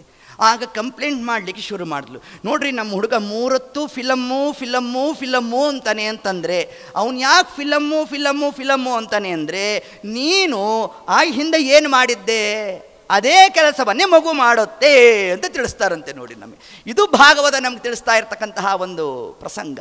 ಆದ್ದರಿಂದ ಸಂಸ್ಕಾರಜನ್ಯ ಆಗಬೇಕಾದದ್ದು ಗರ್ಭದಲ್ಲಿ ಇರೋ ಕಾಲಕ್ಕೆ ಮಗುವಿಗೆ ನಾವು ಸಂಸ್ಕಾರವನ್ನು ಕೊಡಬೇಕು ಅನ್ನೋ ಒಂದು ಅಂಶವನ್ನೇ ನಾರದರು ಇಡೀ ಜಗತ್ತಿಗೆ ತಾವು ಇದನ್ನು ತೋರ್ತಾ ಇದ್ದಾರೆ. ಇಷ್ಟೆಲ್ಲ ಆಯಿತು. ಆದಾಗ 100 ವರ್ಷಗಳ ಕಾಲ ನಡೆದಿದೆ. ಆ ಹಿರಣ್ಯಕಶಿಪುವಿನ ತಪಸ್ಸಿನ ತಾಪ, ಅದರ ಜ್ವಾಲೆ ಸತ್ಯಲೋಕ ತನಕ ಹೋಯ್ತಂತೆ. ನೋಡ್ರಿ, ಆಗ ಬ್ರಹ್ಮದೇವರು ತಾವು ಹಿರಣ್ಯಕಶಿಪು ಇರ್ತಕ್ಕಂತಹ ಸ್ಥಳಕ್ಕೆ ತಾವು ಬಂದಾಗ ತೀರ್ಥ ಪ್ರೋಕ್ಷಣೆಯನ್ನು ಮಾಡಿದಾಗ ಅವನಿಗೆ ಪುನರ್ದೇಹಾದಿಗಳೆಲ್ಲ ನಿರ್ಮಾಣ ಆಯಿತು. ನಿರ್ಮಾಣ ಆದಾಗ ಆತ ಕೇಳಿದ್ನಂತೆ, ಮೃತ್ಯುರ್ಮಾಭೂತ್ ಅಂತಂದ. ಬ್ರಹ್ಮದೇವರಂದರು, ಮೃತ್ಯುರ್ಮಾಭೂತ್ ಹಂಗೆ ಕೊಡ್ಲಿಕ್ಕೆ ಬರೋಲ್ಲ ಅಂದರು. ಮೃತ್ಯುನೇ ಬರಬಾರದು, ಹಂಗೆ ನಾನು ಕೊಡಲಿಕ್ಕಿಲ್ವೋ, ನನಗೂ ಒಂದು ದಿವಸ ಮೃತ್ಯು ಇದೆ ನನಗೆ. ಆದ್ದರಿಂದ ಅದೊಂದನ್ನು ಬಿಟ್ಟು ನಿಮಿತ್ತ ಮಾಡು ಅಂದ್ರಂತೆ ಬ್ರಹ್ಮದೇವರು. ಏನು ನಿಮಿತ್ತ ಮಾಡು ಅಂದರೆ, ಇಂಥದ್ರಿಂದ ಬರಬಾರದು, ಹಿಂಗೆ ಬರಬಾರದು, ಹಂಗೆ ಬರಬಾರದು, ಇಂಥದ್ದು ಬೇಕಾದ ಕೇಳು ಕೊಟ್ಬಿಡ್ತೇನೆ. ಅದು ಮರಣವೇ ಬರಬಾರ್ದು ಅಂತ ಕೊಡಲಿಕ್ಕೆ ನಾನು ಅಸಮರ್ಥನಪ್ಪ, ಅದನ್ನು ನಾನು ಕೊಡ್ಲಿಕ್ಕೆ ಬರೋಲ್ಲ ಅದನ್ನು ಅಂತಂದ್ರಂತೆ. ಹಂಗಾರು ಕೇಳ್ತೇನೆ ಅಂತಂದ. ನನಗೆ ಮರಣಾದಿಗಳು ಬೆಳಗ್ಗೆ ಬರಬಾರ್ದು, ರಾತ್ರಿ ಬರಬಾರ್ದು, ಅಂತರಿಕ್ಷದಲ್ಲಿ ಬರಬಾರ್ದು, ಪಾತಾಳ ಲೋಕದಲ್ಲಿ ಬರಬಾರ್ದು, ಮನೆ ಹೊರಗಡೆ ಬರಬಾರ್ದು, ಮನೆ ಒಳಗಡೆ ಬರಬಾರ್ದು, ಅಸ್ತ್ರಶಸ್ತ್ರಾದಿಗಳಿಂದ ಬರಬಾರ್ದು, ಒಣ ಪದಾರ್ಥದಿಂದ ಬರಬಾರ್ದು, ಹಸಿ ಪದಾರ್ಥದಿಂದ ಬರಬಾರ್ದು. ಅಷ್ಟೇ ಯಾಕೆ, ನೀನು ಯಾವ ಪದಾರ್ಥವನ್ನು ಸೃಷ್ಟಿ ಮಾಡಿದ್ಯೋ ಚರಾಚರ ಜಗತ್ತಿನಲ್ಲಿರ್ತಕ್ಕಂತಹ ಯಾವ ಪದಾರ್ಥದಿಂದಲೂ ಕೂಡ ನನಗೆ ಮರಣ ಬರಬಾರದು ಅಂತಂದ. ಹಿಂಗಂದದ್ದೇ ಬ್ರಹ್ಮದೇವರು ಅಭಯಮಸ್ತು ಅಂತಂದ್ಬಿಟ್ರು. ಏನು ಆ ಶಬ್ದಾರ್ಥ?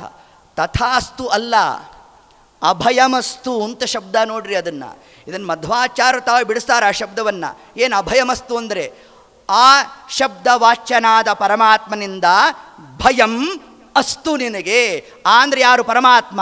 ಆ ಮೊದಲು ಕ್ಷಕಾರಾಂತ್ಯ ಈ ಮಹಾವರ್ಣಗಳೆಲ್ಲ ಸ್ವಾಮಿಯಾದ ವಿಷ್ಣುವಿನ ನಾಮವೆಂದು ತಿಳಿದವಗೆ ಆನಂದ ಆನಂದ.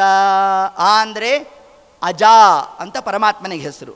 ಕ ಅಂದರೆ ಕಂ ಕಪಿಲಾಯ ನಮಃ, ಟ ಅಂದರೆ ಟಂ ಟಂಕಿಯೇ ನಮಃ, ಲ ಅಂದರೆ ಓಂ ಲಾಲುಕಾಯಾಯ ನಮಃ, ಕ್ಷಂ ಅಂದರೆ ಕ್ಷಂ ಲಕ್ಷ್ಮೀನೃಸಿಂಹಾಯ ನಮಃ. ಹೀಗೆ 51 ಅಕ್ಷರಗಳು ದೇವರ 51 ನಾಮಗಳನ್ನು ಹೇಳುತ್ತಂತೆ. ಅದು ನಮಗೆ ಏಕೋತ್ತರ 50 ವರ್ಣಗಳು ಏಕಾತ್ಮನ ನಾಮಗಳಿವು. ಏಕೋತ್ತರ 50. ಏಕೋತ್ತರ ಅಂದರೆ ಒಂದು ಅಧಿಕವಾಗಿ 50 ಅಂದರೆ 50. ಅದಕ್ಕೆ ಏಕೋತ್ತರ ಅಂದರೆ ಒಂದು ಕೂಡಿಸಿದ್ರೆ ಎಷ್ಟಾಯಿತು? 51 ಅಕ್ಷರಗಳು ದೇವರ ನಾಮಗಳನ್ನು ಹೇಳ್ತಾ ಇದೆ ಅಂತ ತಿಳಿಸಿದ್ರು. ಅದನ್ನೇ ಬ್ರಹ್ಮದೇವರು ತಾವು ಹೇಳ್ತಾ ಅಭಯ ಮಸ್ತು. ಆ ಅಂದರೆ ಪರಮಾತ್ಮ, ದೇವರಿಂದ ನಿನಗೆ ಭಯಂ ಅಸ್ತು ಇದೆ ಅಂದ್ರಂತೆ ಬ್ರಹ್ಮದೇವರು. ಇಷ್ಟೆಲ್ಲ ಹೇಳಿದ ಮೇಲೆ ಹಿರಣ್ಯಕಶಿಪು ಕೇಳಿದ್ನಂತೆ, ಸ್ವಾಮಿ ಇನ್ನೊಂದು ಅಡಿಷನಲ್ ವರ ಬೇಕು ಅಂತಂದಂತೆ. ಬ್ರಹ್ಮದೇವರಂದರು, ಆಯ್ತು ಕೇಳು ಅಂತಂದರು. ಏನಿಲ್ಲ, ಈ ದಿಕ್ಕಭಿಮಾನಿ ದೇವತೆಗಳು ಯಾರ್ಯಾರಿದ್ದಾರಲ್ಲ ಇವ್ರುಗಳು ಮಾಡೋ ಕೆಲಸ ಎಲ್ಲ ನಾನೇ ಮಾಡಬೇಕು ಅಂತಂದ. ಇಂದ್ರದೇವರು ಕೇಳಿದ್ರು, ಇದ್ಯಾಕೆ ಬೇಕು ಅಂತಂದರು. ಏನಿಲ್ಲ ಸ್ವಾಮಿ, ಈ ವರುಣದೇವರು, ಅಗ್ನಿ, ಸೂರ್ಯ, ಪರ್ಜನ್ಯ ಅಂದರೆ ಮೋಡ, ಇವರೆಲ್ಲ ಸರಿಯಾಗಿ ಅವರವರ ಕೆಲಸವನ್ನು ಮಾಡ್ತಾ ಇಲ್ಲ. ಬಿಸಿಲು ಬಂದರೆ ಅಂತ ಬರೀ ಬಿಸಿಲು, ಮಳೆ ಬಂದರೆ ಫ್ಲಡ್ ಆಗೋಬೇಕು, ಅತಿವೃಷ್ಟಿ ಅನಾವೃಷ್ಟಿ. ನಾನು ಹಂಗೆಲ್ಲ ಮಾಡೋಲ್ಲ. 365 ದಿವಸವೂ ಏರ್ ಕಂಡೀಷನಲ್ಲಿದ್ದಂತೆ ಇಟ್ಟುಬಿಡ್ತೀನಿ ಎಲ್ರೂ.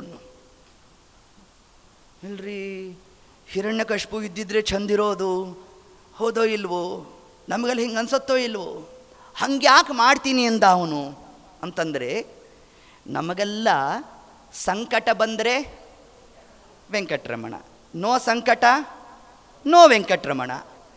ನೋಡಿ, ಹಿಂಗೆ ಮಾಡಬೇಕು ಅಂತ ಅವನ ಅಪೇಕ್ಷೆ. ನಿಮಗೆ ದುಃಖ ಬಂದರೆ ತಾನೇ ದೇವ್ರ ನಾಮಸ್ಮರಣೆ ಮಾಡೋದು, ನಾನು ದುಃಖನೇ ಕೊಡಲ್ಲ. ಆಗ ದೇವ್ರನ್ನ ಮರ್ತೇ ಬಿಡ್ತಾರೆ. ನೋಡ್ರಿ, ಹಿಂಗೆ ಯಾವುದ್ಯಾವುದೋ ಯೋಜನೆಗಳನ್ನ ನಾವು ಹಾಕೊಂಬಿಟ್ಟಿರ್ತೇವಲ್ಲ, ಇದೆಲ್ಲ ಏನು ಇದೇ ಕ್ರಮ ಅಂತ ತಿಳಿಸ್ತಾ ಇದ್ದಾರೆ ನಮಗೆ. ಹಿಂಗೇನಾದರೂ ಹಿರಣ್ಯಕಶಿಪು ಅಷ್ಟು ಮಾತ್ರ ಮಾಡಲಿಲ್ವಂತೆ. ರಾತ್ರಿ ಕಾಲದಲ್ಲಿ ಭೋಜನ ಮಾಡಬೇಕಾದ್ರೆ ಮನೋರಂಜನಾ ಕಾರ್ಯಕ್ರಮ ಎಲ್ಲ ಏರ್ಪಡಿಸ್ಬಿಟ್ಟ.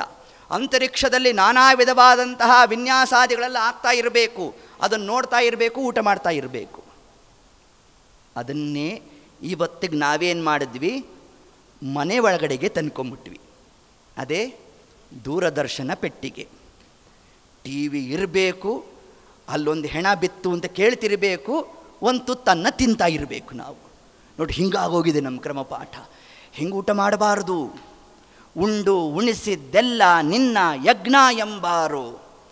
ನಾವು ಊಟ ಮಾಡೋದು ಒಂದು ಹೋಮಕ್ಕೆ ಸಾದೃಶ್ಯ ಅಂತ. ಇವತ್ತೊಂದು ಹೋಮ ಮಾಡಿದ್ದೀರಲ್ಲ, ಆ ಹೋಮದ ಫಲ ಪ್ರತಿನಿತ್ಯ ನಾವು ಊಟ ಮಾಡೋ ಕಾಲಕ್ಕೆ ದೇವರು ಕೊಡ್ತಾನಂತೆ. ಹಂಗಂದ ಮಾತ್ರಕ್ಕೆ ಕೈಯಲ್ಲೇ ತಟ್ಟೆ ಇಟ್ಕೊಂಬಿಡೋದು, ಅದಲ್ಲೇ ತಿನ್ನೋದು, ಡೈನಿಂಗ್ ಟೇಬಲ್ ಮೇಲೆ ಇಟ್ಕೊಂಡು ತಿನ್ನೋದು, ಹಾಗೆಲ್ಲ ಮಾಡಬಾರ್ದು. ಕೆಳಗಡೆನೇ ಕೂತ್ಕೋಬೇಕು. ಯಾಕೆ ಕೆಳಗಡೆನೇ ಕೂತ್ಕೋಬೇಕು ಅಂತಂದರೆ, ತಟ್ಟೆಗೆ ಭೂಸ್ಪರ್ಶ ಆಗಬೇಕು. ಭೂಸ್ಪರ್ಶ ಇಲ್ಲ ಅಂದರೆ ಮೈಲಿಗೆ ಆಗುತ್ತೆ. ಅದಕ್ಕೆ ತಟ್ಟೆಯನ್ನಿಡೋ ಕಾಲಕ್ಕೆ ಮಂಡಲವನ್ನು ಮಾಡ್ಕೋಬೇಕು, ಸ್ಕ್ವೇರ್ ಆಗಿ ಮಂಡಲವನ್ನು ಮಾಡಬೇಕು. ಅದರ ಮೇಲೆ ತಟ್ಟೆಯನ್ನು, ಎಲೆಯನ್ನು ನಾವಿಡಬೇಕು. ನೀರಿನ ಲೋಟವನ್ನು ಬಲಭಾಗದಲ್ಲೇ ಇಟ್ಕೋಬೇಕು, ಎಡಭಾಗದಲ್ಲಿ ಇಟ್ಕೋಬಾರದು. ಇಷ್ಟೆಲ್ಲ ಅಂಶವನ್ನು ತಿಳಿಸಿದ್ದಾರೆ ನಮಗೆ. ಇದೆಲ್ಲ ಧರ್ಮಶಾಸ್ತ್ರದಲ್ಲಿ ಬರ್ತಕ್ಕಂಥದ್ದು. 12ನೇ ಸ್ಕಂದ ಭಾಗವತ ಈ ಒಂದು ಅಂಶವನ್ನೇ, ಧರ್ಮಶಾಸ್ತ್ರವನ್ನು ತಾನು ಭಾರಿ ಉಪದೇಶವನ್ನು ಮಾಡುತ್ತೆ. ಇರಲಿ, ಇಷ್ಟನ್ನೆಲ್ಲ ತಾನು ವ್ಯವಸ್ಥೆಯನ್ನು ಮಾಡಿಬಿಟ್ಟ. ಅಂದರೆ ಇದರ ಆಂತರ್ಯ ಏನು ಅಂತಂದರೆ, ನಮಗೆ ದುಃಖಾದಿಗಳು ಬಂದರೆ ದೇವರನ್ನು ಸ್ಮರಣೆ ಮಾಡ್ತೇವೆ. ಈಗ 2 ವರ್ಷದ ಹಿಂದೆ ಕರೋನಾ ಬಂದಿತ್ತಲ್ಲ, ನಾವು ನೀವೆಲ್ಲ ಯಾವ ರೂಪದ ಪರಮಾತ್ಮನನ್ನು ಭಾರಿ ಚಿಂತನೆ ಮಾಡಿದ್ದು? ಧನ್ವಂತ್ರಿ, ಹೌದೋ ಇಲ್ವೋ? ಭಾರೀ ಧನ್ವಂತ್ರಿ ಸುಳಾದಿ ಹೇಳೋದು, ಧನ್ವಂತ್ರಿ ಜಪ ಮಾಡೋದು, ಇಷ್ಟೆಲ್ಲ ನಾವು ಮಾಡಿದ್ವಿ. ಯಾಕೆ ಮಾಡಿದ್ವಿ? ಕಷ್ಟ ಬಂದಿದೆ ಅದಕ್ಕೆ ಮಾಡಿದ್ವಿ. ಕಷ್ಟನೇ ಬಂದಿಲ್ಲ ಅಂದರೆ ದೇವರನ್ನೇ ಬಿಟ್ಬಿಡ್ತೇವಂತೆ ನಾವು. ನೋಡಿ, ಹೀಗೆ ಹಿರಣ್ಯಕಶಿಪು ತಾನು ಸಮಸ್ತವಾಗಿರ್ತಕ್ಕಂತಹ ಆ ಎಲ್ಲ ವಿಧವಾದಂತಹ ದಿಕ್ಪಾಲಕ ದೇವತೆಗಳು ಯಾರ್ಯಾರು ಏನೇನು ಕಾರ್ಯ ಮಾಡ್ತಾ ಇದ್ದಾರೆ ಅದೆಲ್ಲ ನಾನೇ ಮಾಡ್ತೇನೆ ಅಂತನ್ನಂತೆ. ಬ್ರಹ್ಮದೇವರು ಆಗಲಿ ನೀ ಮಾಡು ಅಂತನ್ಬಿಟ್ರು. ಯಾಕೆಂದರೆ ಅವನ ಪಾಪದ ಕೊಡ ತುಂಬಬೇಕಾಗಿತ್ತಂತೆ. ಅದಕ್ಕಾಗಿ ಬ್ರಹ್ಮದೇವರು ನೀ ಮಾಡು ಅಂತಂದರು. ಅದನ್ನು ತಾನು ಏತತ್ ಪ್ರಕ್ರಿಯಾದಿಗಳನ್ನೆಲ್ಲ ಪ್ರಾರಂಭ ಮಾಡಿದಾಗ ಮೊಟ್ಟ ಮೊದಲನೇದಾಗಿ ತಾನು ವಿಷ್ಣುವನ್ನು ಹುಡುಕ್ಲಿಕ್ಕೆ ಎಲ್ಲೆಲ್ಲಿ ತಾನು ಹುಡುಕಿದ್ದಾನೆ ನೋಡ್ರಿ, ಅವನಿಗೆ ಗೊತ್ತು. ದೇವರ ಸನ್ನಿಧಾನ ಎಲ್ಲಿರುತ್ತೆ ಅನ್ನೋದನ್ನು ಹಿರಣ್ಯಕಶಿಪು ಬಾಯಲ್ಲಿ ಕೇಳಬೇಕು ನಾವು. ಅದನ್ನು ಹೇಳ್ತಾ ಇದ್ದಾನೆ.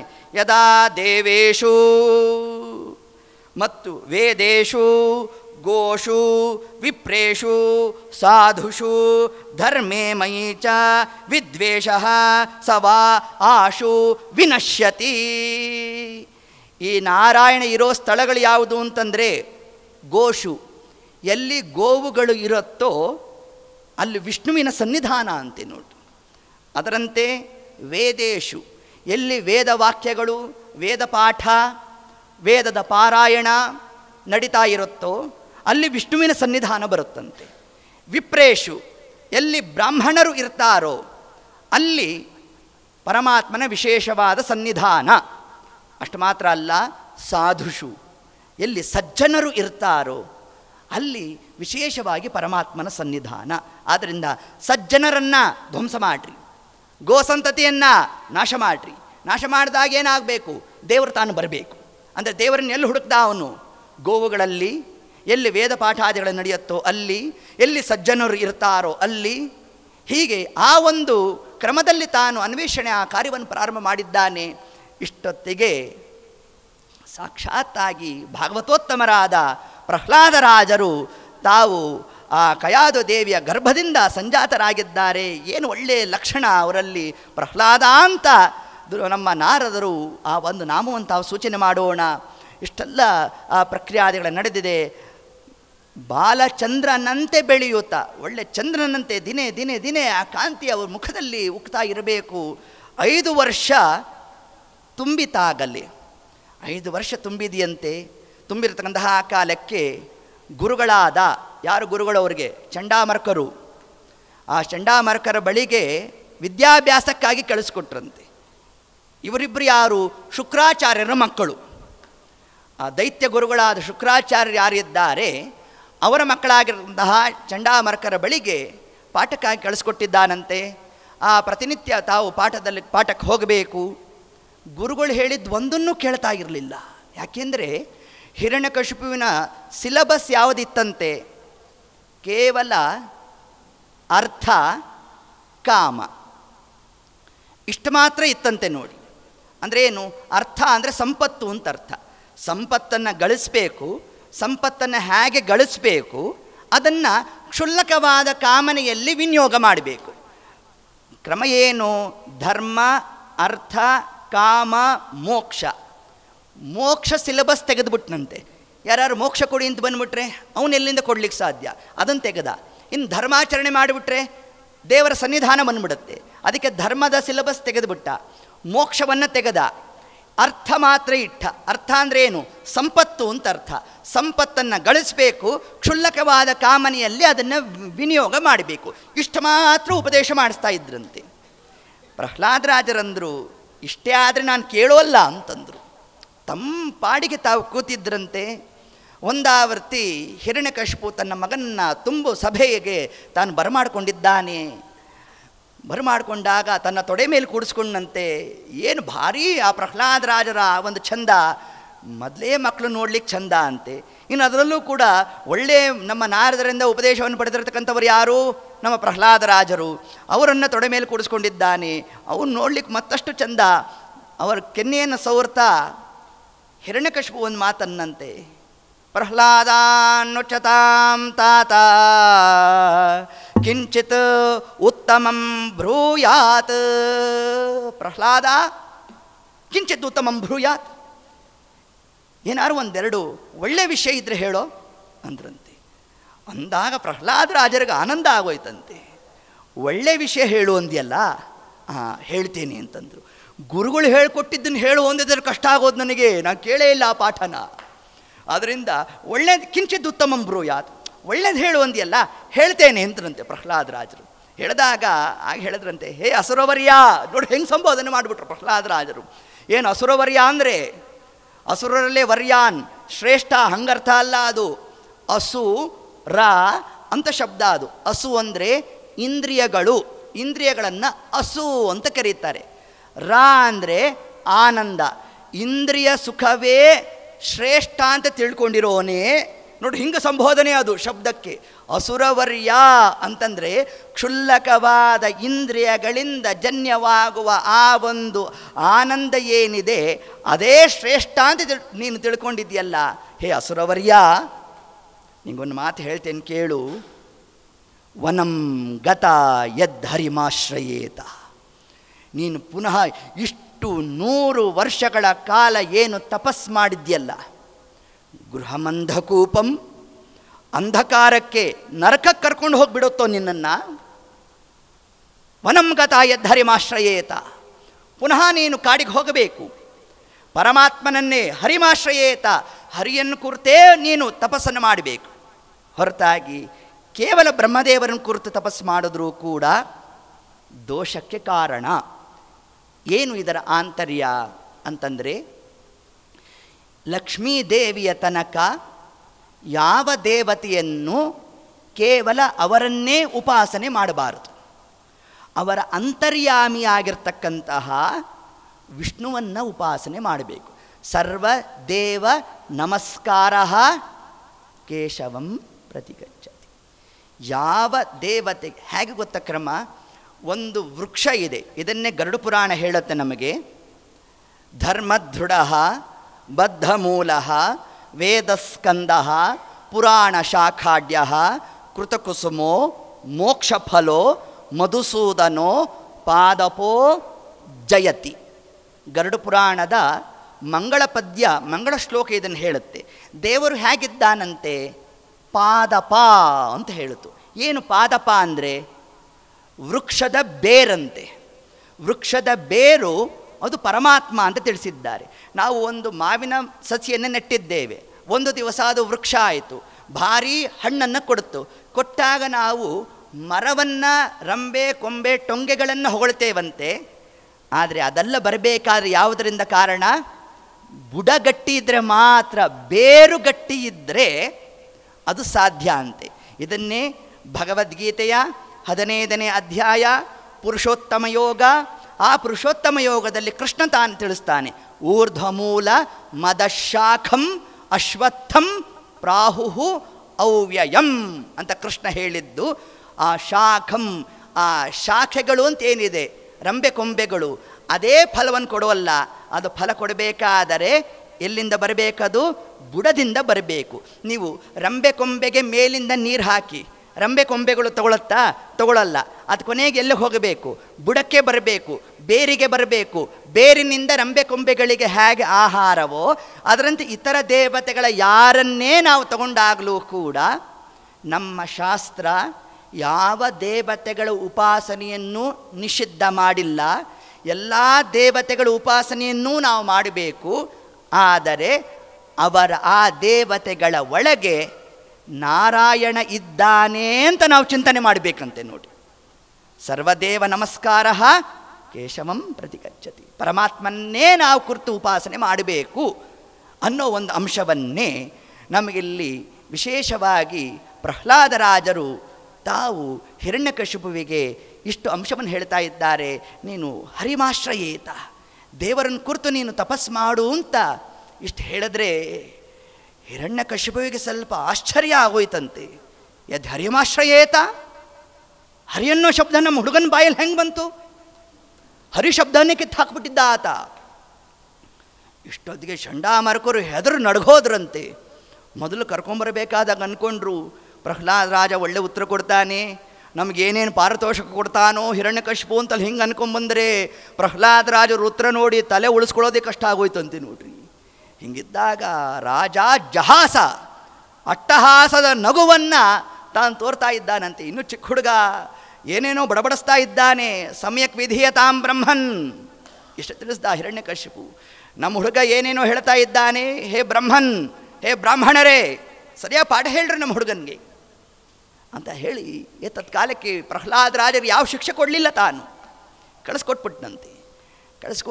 ಕಳಿಸ್ಕೊಟ್ಟಾಗ ಚಂಡಾಮರ್ಕರಿಗೆ ಆಶ್ಚರ್ಯ ಆಗೋಯ್ತು.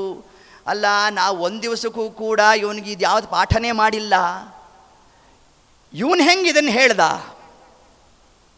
ಅಂತ ಪ್ರಶ್ನೆಯಿಂದ ಪ್ರಹ್ಲಾದ ರಾಜರನ್ನು ಕರೆದ್ರಂತೆ. ಪ್ರಹ್ಲಾದ ಬಾಯಿಲ್ಲಿ ಎಂದ್ರಂತೆ ಗುರುಗಳು. ಅಲ್ಲೋ ಪ್ರಹ್ಲಾದ, ನೀನು ಹರಿನಾಮ ಸ್ಮರಣೆ ಮಾಡಬೇಕು ಅಂತ ನಿನ್ನ ತಂದೆಯಾದ ಹಿರಣ್ಯಕಶಿಪು ಬಳಿಯಲ್ಲಿ ಹೇಳಿದೆಯಲ್ಲಪ್ಪ, ನಿಂಗೆ ಈ ಹರಿ ಶಬ್ದ ಇದೆಲ್ಲ ಯಾರು ಹೇಳಿಕೊಟ್ರು, ಯಾರನ್ನು ನೋಡಿ ಕಲ್ತ್ಕೊಂಡೆ ನೀನು ಅಂತ ಹಿಂಗೊಂದು ಪ್ರಶ್ನೆ ಮಾಡಿದ್ರೆ ಪ್ರಹ್ಲಾದ ರಾಜರು ನಕ್ರಂತೆ ತತ್ಕಾಲಕ್ಕೆ. ಪರಮಾತ್ಮನ ನಾಮಸ್ಮರಣೆಯನ್ನು ನಾವು ಮಾಡಬೇಕು ಅಂತಂದರೆ ಒಬ್ಬರು ನೋಡಿ ಕಲ್ತ್ಕೊಂಡೆ ಅಲ್ಲ ಅಂದರು. ಬಾಯ್ಪಾಟ್ ಮಾಡಿದೆ ಬರೋಲ್ಲ ಅಂದರು. ಇಲ್ರಿ, ನಾನು ಬಾಯ್ಪಾಟ್ ಮಾಡಿದ್ದೇನೆ ಬರುತ್ತೆ ಅಂತಂದಿರ್ತೀವಿ. ಕೆಲವೊಂದು ಬಾರಿ ಏನಾಗುತ್ತೆ ಗೊತ್ತಾ, ನೀವೆಲ್ಲೋ ಉಡುಪಿಗೋ ಮಂತ್ರಾಲಯಕ್ಕೋ ಎಲ್ಲೋ ಹೋಗಬೇಕು ಅಂತಿದ್ರಿ. ಆಗ ಉಡುಪಿಗೆ ಹೋದಾಗ ಕೃಷ್ಣನ ಒಂದು ಸ್ತೋತ್ರವನ್ನು ಬಾಯ್ಪಾಟ್ ಮಾಡ್ಕೊಂಡಿದ್ರಿ. ಇವತ್ತು ಕೃಷ್ಣನ ಆ 9 ಕಿಂಡಿಗಳ ಮುಂದೆ ನಿಂತು ನಾನು ಹೇಳಬೇಕು ಅಂತ ಎಲ್ಲ ಮನಸ್ಸಿನಲ್ಲಿ ತಯಾರು ಮಾಡಿಕೊಂಡಿದ್ರಿ. ಯೋಗ ಇಲ್ಲ ಅಂದರೆ ಕಿಂಡಿ ಮುಂದೆ ನಿಲ್ಲೋಷ್ಟೊತ್ತಿಗೆ ಮೊದಲನೇ ಶಬ್ದ ಏನಿತ್ತಲ್ಲ ಅದೇ ಮರ್ತು ಹೋಗುತ್ತೆ ನಮಗೆ. ನೋಡ್ರಿ, ಇಡೀ ಸ್ತೋತ್ರ ನಂಗೆ ಬಾಯಿ ಬರೋದಪ್ಪ, ಅಲ್ಲಿ ಹೋಗಿ ನಿಂತ್ಕೊಂಡ ಮೊದಲನೇ ಪ್ರಾರಂಭನೇ ಮರ್ತೋದು ಅಂತಂದೆ. ಯಾಕೆ ಹಿಂಗಾಗುತ್ತೆ? ಜೀವರ ಯೋಗ್ಯತೆಗೆ ಅನುಗುಣವಾಗಿ ಪರಮಾತ್ಮ ತಾನು ಕಾರ್ಯವನ್ನು ಮಾಡಿಸ್ತಾನಂತೆ.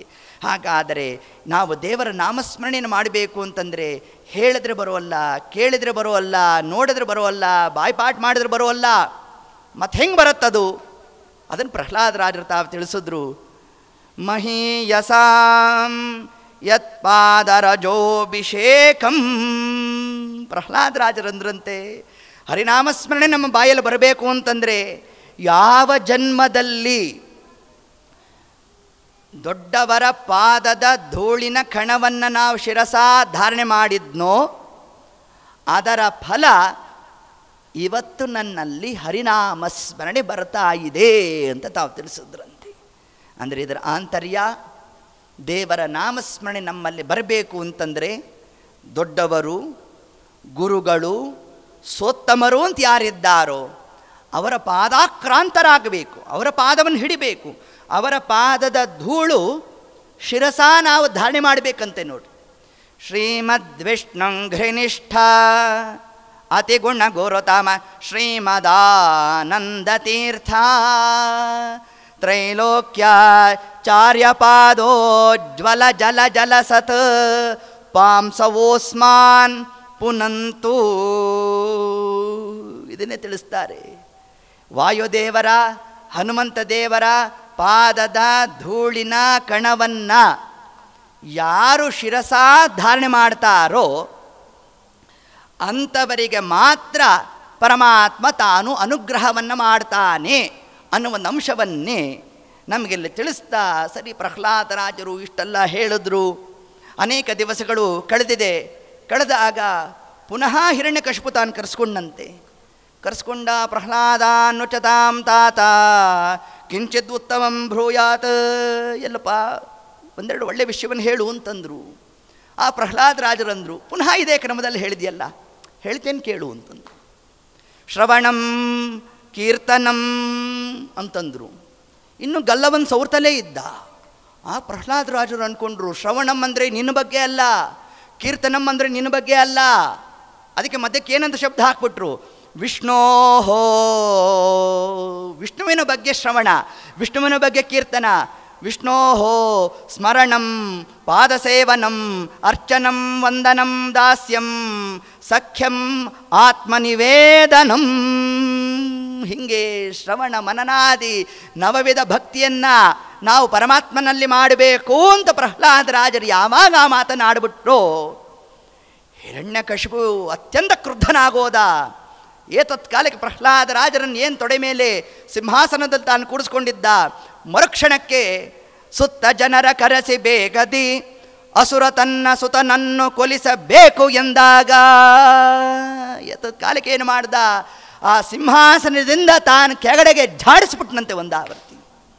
ಹೀಗೆ ಮಾಡಿದ್ರೆ ಶಾಸನ ಮಾಡ್ದ. ಬಂದಿರತಕ್ಕಂಥ ಪರಿಚಾರಕರನ್ನೆಲ್ಲ ಕರೆದ. ಇವನಿಗೆ ಮರಣಶಾಸನವೇ ಸರಿ ಅಂತ ಮರಣದಂಡನೆಯನ್ನು ಒಪ್ಪಿಸ್ಬಿಟ್ನಂತೆ. ಆಗ ಚಂಡಾಮರ್ಕರಲ್ಲೇ ನಿಂತಿದ್ದರು.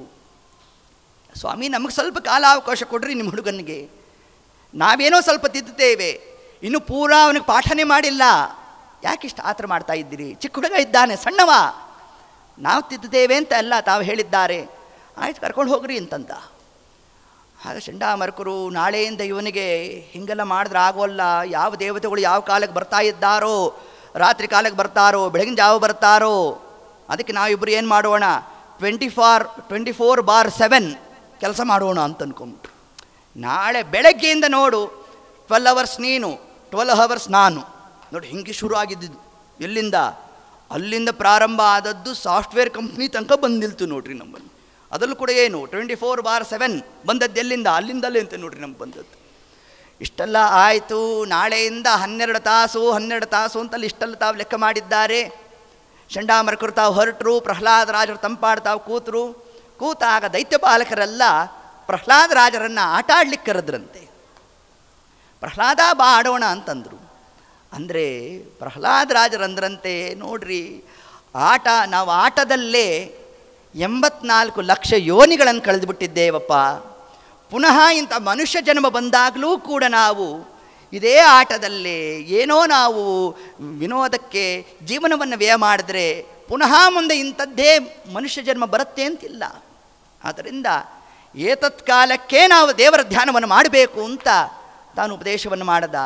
ಆಗ ದೈತ್ಯ ಬಾಲಕರು ಹೇಳಿದ್ರು, ಪ್ರಹ್ಲಾದ ನೀನು ಹೇಳಿದ ಮಾತು ಸತ್ಯ, ನೀನು ಹೇಳ್ದಂಗೆ ಕೇಳ್ತೇವೆ, ಆದರೆ ಮದುವೆ ಆದಮೇಲೆ ಬೇಕಾದರೆ ದೇವರ ನಾಮಸ್ಮರಣೆ ಮಾಡೋಣ, ಈಗಿನ ಚಿಕ್ಕ ಹುಡುಗರು ನಾವು ಬಾ ಆಟ ಆಡೋಣ ಅಂತಂದರು. ಅಂದರೆ ಆಗ ಪ್ರಹ್ಲಾದ ರಾಜರು ಹೇಳಿದ್ರಂತೆ, ಕೌಮಾರ ಆಚರೇತ್ ಪ್ರಾಜ್ಞಃ ಧರ್ಮಾನ್ ಭಾಗವತಾನಿಹ ದುರ್ಲಭಂ ಮಾನುಷಂ ಜನ್ಮ ತದಪ್ಯಧ್ರುವಮರ್ಥದಂ. ಪ್ರಹ್ಲಾದ ರಾಜರು ತಿಳಿಸಿದ್ರು, ಕೌಮಾರ ಆಚರೇತ್ ಪ್ರಾಜ್ಞಃ, ಜ್ಞಾನ ಸಂಪಾದನೆ ಮಾಡಬೇಕಾದರೆ ಬಾಲ್ಯಾವಸ್ಥೆಯಲ್ಲಿ ಮಾಡಬೇಕು. ವೃದ್ಧಾಪ್ಯದಲ್ಲಿ ರಿಟೈರ್ಮೆಂಟ್ ಆದಮೇಲೆ ನಮ್ಮಲ್ಲಿ ಪುರಾಣ ಪುಣ್ಯಕಥೆ ಅಂತ ಮಾಡ್ಕೊಂಬಿಟ್ಟಿರೋದು. ಆಗ ಮಾಡ್ತೀವಿ ಅಂದರೆ ಏನಾಗುತ್ತಂತೆ, ಇದನ್ನು ದಾಸರು ಒಂದು ಕಡೆ ತಿಳಿಸ್ತಾರೆ ನಮಗೆ.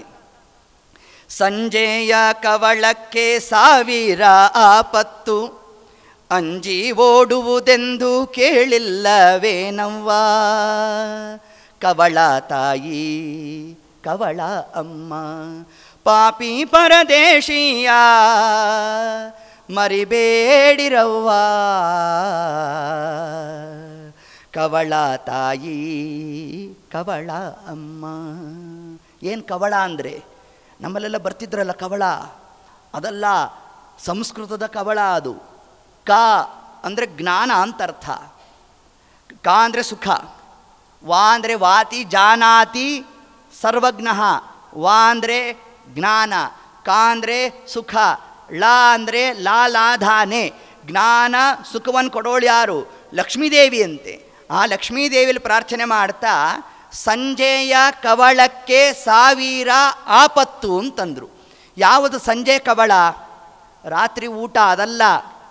ನಮ್ಮ ಆಯುರ್ಮಾನದಲ್ಲಿ ಬಾಲ್ಯಾವಸ್ಥೆ, ಯೌವನಾವಸ್ಥೆ, ಕೊನೆಯದಾಗಿ ಬರೋದು ಯಾವುದು?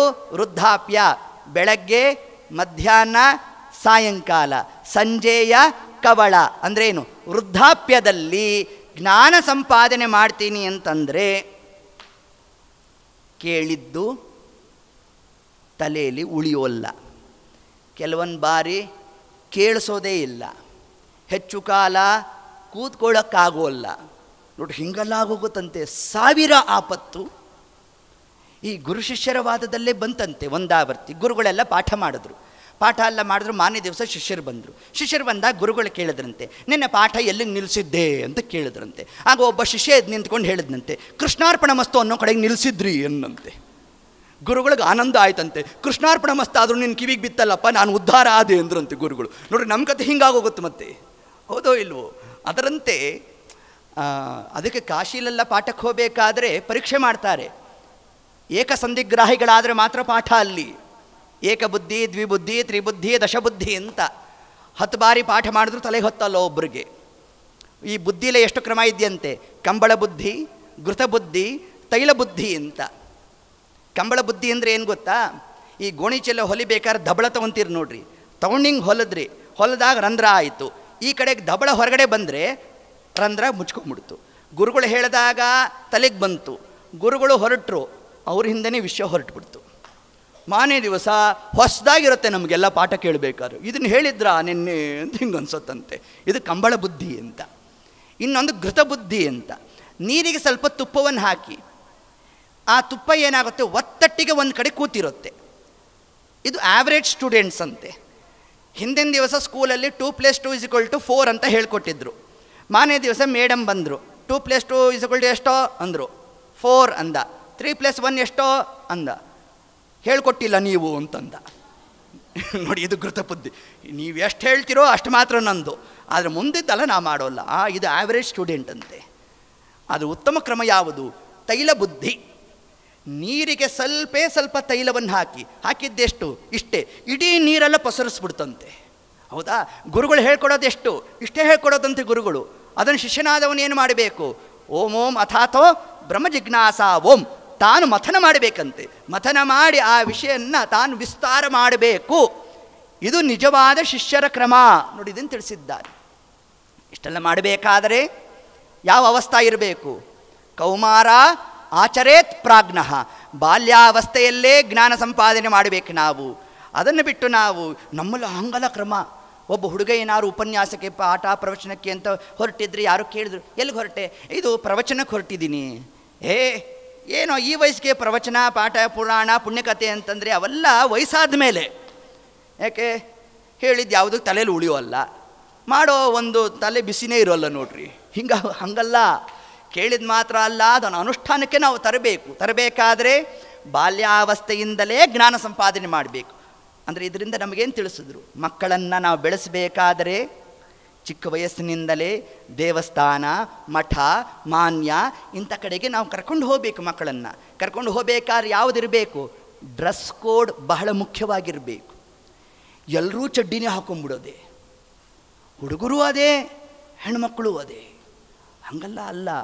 ನೀವು ಬೇರೆ ಕಡೆ ಹೆಂಗಾರು ನಿಮ್ಮ ಇದು ಕೊನೆಯ ಪಕ್ಷ ದೇವಸ್ಥಾನಕ್ಕೆ ಬರಬೇಕಾದರೆ ನಮ್ಮ ಭಾರತೀಯ ಸಂಸ್ಕೃತಿ ಏನಿದೆ ಅದಕ್ಕೆ ಅನುಸಾರಿಯಾಗಿ ನಾವು ವೇಷಭೂಷಣಗಳನ್ನು ನಾವು ತೊಟ್ಟು ದೇವಸ್ಥಾನಕ್ಕೆ ಬಂದರೆ ಮನಸ್ಸಿಗೆ ನೆಮ್ಮದಿ ನಮಗೆ ಪ್ರಾಪ್ತಿ ಆಗುತ್ತೆ. ಇದನ್ನು ತಿಳಿಸುತ್ತೆ ನಮಗೆ ಶಾಸ್ತ್ರ. ಅದರಿಂದ ನಾವು ಸಂಸ್ಕಾರ ಜನ್ಯ ಆಗಬೇಕಾದರೆ ಬಾಲ್ಯಾವಸ್ಥೆಯಿಂದಲೇ ನಾವು ಕಾರ್ಯ ಮಾಡಬೇಕು. ಪಂಚೆ ಉಟ್ಕೊಳ್ಳಿ ಅಂದರೆ ಸ್ವಲ್ಪ ದೊಡ್ಡವರ ಮೇಲೆ ದೇವಸ್ಥಾನಕ್ಕೆ ಬಂದ ಅಂತಂದರೆ ಪಂಚೆ ಉಟ್ಕೊ ಅಂದರೆ ಅವನಿಗೇನೋ ಪ್ರಾಣಹಿಂಸೆ ಆದಂಗೆ ಆಗ್ತಾ ಇರುತ್ತೆ. ಯಾಕಿದು ಅಂತಂದರೆ ಬಾಲ್ಯಾವಸ್ಥೆಯಿಂದ ಸಂಸ್ಕಾರ ಜನ್ಯ ಆಗಬೇಕು. ನೋಡಿ, ಇದು ಸಪ್ತಮಸ್ಕಂದ ಭಾಗವತದಲ್ಲಿ ಪ್ರಹ್ಲಾದರಾಜರು ತಿಳಿಸ್ತಾ ಇದ್ದಾರೆ. ಕೌಮಾರ ಆಚರೇತ್ ಪ್ರಾಜ್ಞಃ, ಬಾಲ್ಯಾವಸ್ಥೆಯಲ್ಲಿ ನಾವು ಚಿಂತನಾದಿಗಳನ್ನು ನಡೆಸಬೇಕಪ್ಪ. ಇಷ್ಟು ಅಂಶವನ್ನು ಹೇಳ್ತಾ ಆಗ ದೈತ್ಯ ಬಾಲಕರು ಪ್ರಶ್ನೆ ಮಾಡಿದ್ರಂತೆ, ಸರಿ ಪ್ರಹ್ಲಾದ, ನೀನು ದೇವರ ಸ್ಮರಣೆ ಮಾಡಬೇಕು ಅಂತೀಯಲ್ಲಪ್ಪ, ಎಲ್ಲಿದ್ದಾನೆ ದೇವರು? ನೋಡಿ, ಹಿಂಗೊಂದು ಪ್ರಶ್ನೆ ಮಾಡು. ನೀನು ದೇವರನ್ನು ತೋರಿಸು, ನಾ ಬೇಕಾದ್ರೆ ಉಪಾಸನೆ ಮಾಡ್ತೇವೆ ಅಂದರೆ. ಆಗ ಪ್ರಹ್ಲಾದರಾಜರು ಅಂದ್ರಂತೆ, ದೇವರು ಎಲ್ಲಿದ್ದಾನೆ ಅಂತ ಏನು ಪ್ರಶ್ನೆ ಮಾಡ್ತೀರೋ? ಆತ್ಮತ್ವಾತ್ ಸರ್ವಭೂತಾನಾಂ, ನಮ್ಮ ಒಳಗೆ ದೇವರಿದ್ದಾನೆ, ಅಲ್ಲೇ ಉಪಾಸನೆ ಮಾಡ್ರಿ. ಇದನ್ನು ಶಾಸ್ತ್ರ ತಿಳಿಸ್ತು ನಮಗೆ. ಹಾಗಾದರೆ ದೇವಸ್ಥಾನ, ಗುಡಿ ಇವೆಲ್ಲ ಯಾಕೆ ಬೇಕು? ಅಭ್ಯಾಸಕ್ಕಾಗಿ ಬೇಕು. ಮೊನ್ನೆ ದಿವಸ ತಿಳಿಸಿದ್ದೇನೆ ಇದನ್ನು.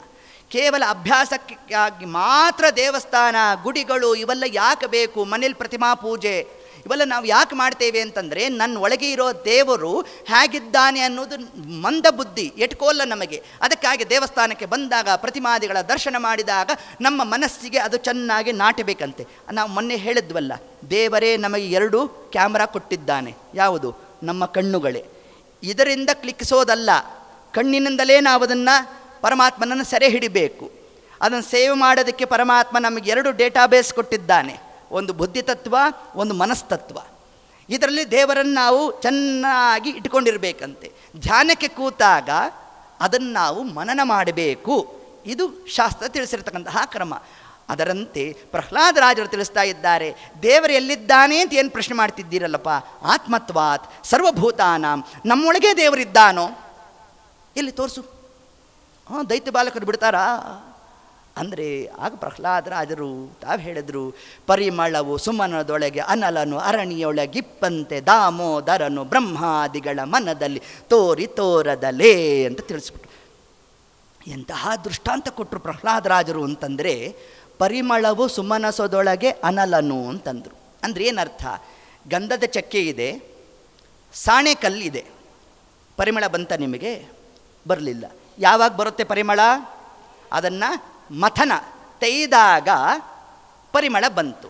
ಎಲ್ಲಿಂದ ಬಂತು ಪರಿಮಳ?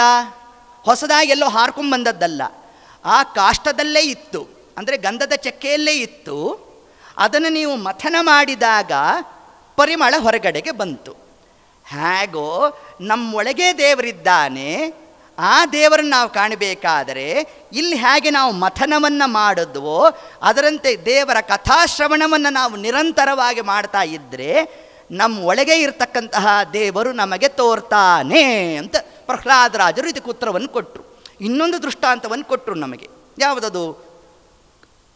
ಅನಲನು ಕಾಷ್ಟದಲ್ಲಿ ಇರುವಂತೆ ಅಂತಂದರು. ಅನಲ ಅಂದರೆ ಅಗ್ನಿ. ಅಗ್ನಿ 2 ಕಾಷ್ಠಮತನ. ಮುಂಚೆ ನಮ್ಮಲ್ಲೆಲ್ಲ ಕ್ರಮ ಹೇಗಿತ್ತು? ಅಗ್ನಿಹೋತ್ರಿಗಳು ಅಂತಿದ್ರು. ನೀವು ಹೋಮ ಹವನ ಆದಿಗಳನ್ನು ಮಾಡಬೇಕಾದರೆ ಅವರ ಮನೆಯಿಂದ ಅಗ್ನಿಯನ್ನು ತರಬೇಕು. ಇದೇ ಅಗ್ನಿ ಸ್ಥಾಪನೆ ಮಾಡಬೇಕಾದ್ರೆ ಪುರೋಹಿತರನ್ನು ಕೇಳಿ, ನಿರ್ಧೂಮಮಗ್ನಿಂ, ನಿರ್ಧೂಮವಾದ ಅಗ್ನಿಯನ್ನು ತರಬೇಕು. ಶ್ರೋತ್ರಿಯ ಗೃಹಾತ್, ಯಾರು ಶ್ರೋತ್ರಿಯರಾಗಿರ್ತಕ್ಕಂತಹ ಬ್ರಾಹ್ಮಣ ಇದ್ದಾನೋ ಅದರಲ್ಲೂ ಕೂಡ ಒಂದು ಮನತನ, ಅಗ್ನಿಹೋತ್ರಿಗಳು ಅಂತ, ಅವರು ಅಗ್ನಿಯನ್ನು ಸದಾಕಾಲ ಪ್ರಜ್ವಲಿಸ್ತಾ ಇರೋರು. ಅವ್ರ ಮನೆಯಲ್ಲಿ ಅಗ್ನಿ ಶಾಂತ ಆಗ್ತಿರಲಿಲ್ಲ. ಅವ್ರ ಮನೆಗೆ ಹೋಗಿ ಯಾಚನೆ ಮಾಡಿ ಅಗ್ನಿಯನ್ನು ತರಬೇಕು, ಅದನ್ನು ಹೋಮದಲ್ಲಿ ಹಾಕಬೇಕು. ಈಗ ಅಗ್ನಿಹೋತ್ರಿಗಳಲ್ಲ, ಅಗ್ನಿ ಹೋಯ್ತ್ರಿ, ಅಗ್ನಿ ಹೊಟ್ಟೋಯ್ತು. ಈಗ ಅದಕ್ಕೇನು ಮಾಡಿದ್ವು, ಕರ್ಪೂರ ಹಚ್ಬಿಟ್ವು ಈಗ. ಹೌದಾ? ಆದರೆ ಹಿಂದೆಲ್ಲ ಕ್ರಮ ಹೇಗೆ, ಕಾಷ್ಠ ಮಥನ, ಅಗ್ನಿ ಸೂಕ್ತವನ್ನು ಹೇಳ್ತಾ 2 ಕಾಷ್ಟಗಳು ಅಂದರೆ ಅರಳಿ ಸಮಿತನ್ನು ತಗೊಳ್ಳಿ, ಎರಡನ್ನು ತಗೊಂಡು ಉಜ್ಜಿದಾಗ ಏನಾಯಿತು, ಅಗ್ನಿ ಬಂತು. ಅಗ್ನಿ ಎಲ್ಲಿದೆ, ಕಾಷ್ಟದಲ್ಲೇ ಇದೆ. ನಮಗೆ ತೋರುತ್ತಾ ಅದು? ತೋರಲಿಲ್ಲ. ಮಥನ ಮಾಡಿದಾಗ ಏನಾಯಿತು, ಅದರ ಒಳಗೆ ಇರ್ತಕ್ಕಂತಹ ಅಗ್ನಿ ನಮಗೆ ಅಭಿವ್ಯಕ್ತ ಆಯಿತು. ಹೇಗೋ ಅದರಂತೆ ಈ ದೇಹವೇ ಒಂದು ಕಾಷ್ಟ, ಈ ಕಾಷ್ಟದಲ್ಲಿ ದೇವರು ಇದ್ದಾನೆ, ಅವನು ಇದ್ದಾನೆ ನಮಗೆ ತೋರ್ತಾ ಇಲ್ಲ. ಯಾಕೆ ತೋರ್ತಾ ಇಲ್ಲ ಅಂದರೆ ಮಥನವನ್ನು ಮಾಡಿಲ್ಲ. ಯಾವ ಮಥನ? ಹರಿಕಥಾ ಮಥನವನ್ನು ಮಾಡಿಲ್ವಂತೆ. ನೋಡಿ, ನಾವು ಯಾಕೆ ಭಾಗವತಾದಿ ಕಥಾಶ್ರವಣ ಮಾಡಬೇಕು ನಾವು ಅಂತಂದರೆ, ನಮ್ಮ ಆತ್ಮತ್ವಾತ್ ಸರ್ವಭೂತಾನ, ನಮ್ಮ ಒಳಗೆ ಇರ್ತಕ್ಕಂತಹ ದೇವರನ್ನು ನಾವು ಕಾಣಲಿಕ್ಕೋಸ್ಕರ ಇಷ್ಟೆಲ್ಲ ಕಾರ್ಯ ಮಾಡ್ತಿರೋದು. ಅದು ಬಿಟ್ಟು ಬೇರೆ ಇನ್ಯಾವುದಕ್ಕೂ ಅಲ್ಲ. ಟೈಮ್ ಪಾಸ್ಗೆ ನಾವು ಬಂದಿಲ್ಲ. ಮತ್ತ್ಯಾಕೆ 7 ದಿವಸದ ಕಥೆಯನ್ನು ಯಾಕೆ ನಾವು ಶ್ರವಣ ಮಾಡಬೇಕು ಅಂತಂದರೆ, ಮೊದಲಿಗೆ ಮಥನ ಪ್ರಾರಂಭ ಮಾಡಬೇಕಂತೆ. ಮಥನ ಪ್ರಾರಂಭ ಮಾಡಿದಾಗಲೇ ಅಗ್ನಿ ಬರುತ್ತಾ? ಇಲ್ಲ. ಅದನ್ನೇನು ಮಾಡಬೇಕು ನಾವು? ಮಥನ ಮಾಡ್ತಲೇ ಇರಬೇಕಂತೆ. ಎಲ್ಲಿ ತನಕ ಮಥನ ಮಾಡಬೇಕು? ಎಲ್ಲಿ ತನಕ ಅಗ್ನಿ ಬರುತ್ತೋ ಅಲ್ಲಿ ತನಕ ಮಥನ ಮಾಡಬೇಕಂತೆ. ಎಲ್ಲಿ ತನಕ ದೇವರು ನಮ್ಮಲ್ಲಿ ತೋರೋ ಅಲ್ಲ, ಎಲ್ಲಿ ತನಕ ದೇವರು ನಮಗೆ ತೋರ್ತಾನೆ ಅಲ್ಲಿ ತನಕ ನಾವು ಕಥಾಶ್ರವಣವೆಂಬ ಮಥನವನ್ನು ನಾವು ಮಾಡಬೇಕು. ನೋಡಿ, ಇಷ್ಟು ಅಂಶವನ್ನೇ ಪ್ರಹ್ಲಾದರಾಜರು ದೈತ್ಯ ಬಾಲಕರಿಗೆ ತಾವು ಉಪದೇಶ ಮಾಡಿದ್ರಂತೆ. ಆತ್ಮತ್ವಾತ್ ಸರ್ವಭೂತಾನಾಂ, ನಮ್ಮೊಳಗೆ ದೇವರಿದ್ದಾನೆ ಅನ್ನೋ ಒಂದು ಅಂಶವನ್ನೇ ಅಲ್ಲಿ ತಾವು ಉಪದೇಶ ಮಾಡಿದಾಗ ಪ್ರಹ್ಲಾದರಾಜರ ಸಾಮರ್ಥ್ಯ ನೋಡ್ರಿ. ದೈತ್ಯ ಬಾಲಕರ ಬಾಯಲ್ಲೂ ಹರಿನಾಮಸ್ಮರಣೆ ಮಾಡಿಸಿದ್ರಂತೆ ನೋಡ್ರಿ ಅವ್ರಿಗೆ. ಇನ್ನೆಂತಹ ಮಹಿಮಾ ಅವ್ರದ್ದು. ಎಲ್ಲ ಬಾಲಕರು ಏತತ್ಕಾಲಕ್ಕೆ ಹರಿನಾರಾಯಣ ಹರಿನಾರಾಯಣ ಹರಿನಾರಾಯಣ ಎನ್ನು ಮನವೇ, ನಾರಾಯಣ ಹರಿನಾರಾಯಣ ನಾರಾಯಣ ನಾರಾಯಣ ನಾರಾಯಣ, ಹೀಗೆ ಎಲ್ಲರೂ ಕೂಡ ಪುಂಖಾನುಪುಂಖವಾಗಿ ಹರಿನಾಮ ಸ್ಮರಣೆಯನ್ನು ತಾವು ಮಾಡ್ತಾ ಇರೋಣ. ಇಷ್ಟೊತ್ತಿಗೆ ಚಂಡಾಮರ್ಕರು ಬಂದೇ ಬಿಟ್ಟರು. ಗುರುಗಳು ಬಂದಾಗ ಹೃದಯಾಘಾತ ಆದಂತೆ ಆಗೋಯ್ತು ಅವರಿಗೆ. ಎಲ್ಲ ಇವನನ್ನು ಒಬ್ಬಂತಿದ್ದದೇ ಕಷ್ಟ ಆಗೋಗಿದೆ, ಕೋತಿ ತಾನು ಕೆಡೋದಲ್ಲದೆ ವನ ಎಲ್ಲ ಕೆಡಿಸ್ತು ಅಂದಂಗೆ ಆಗೋಯ್ತಲ್ಲ.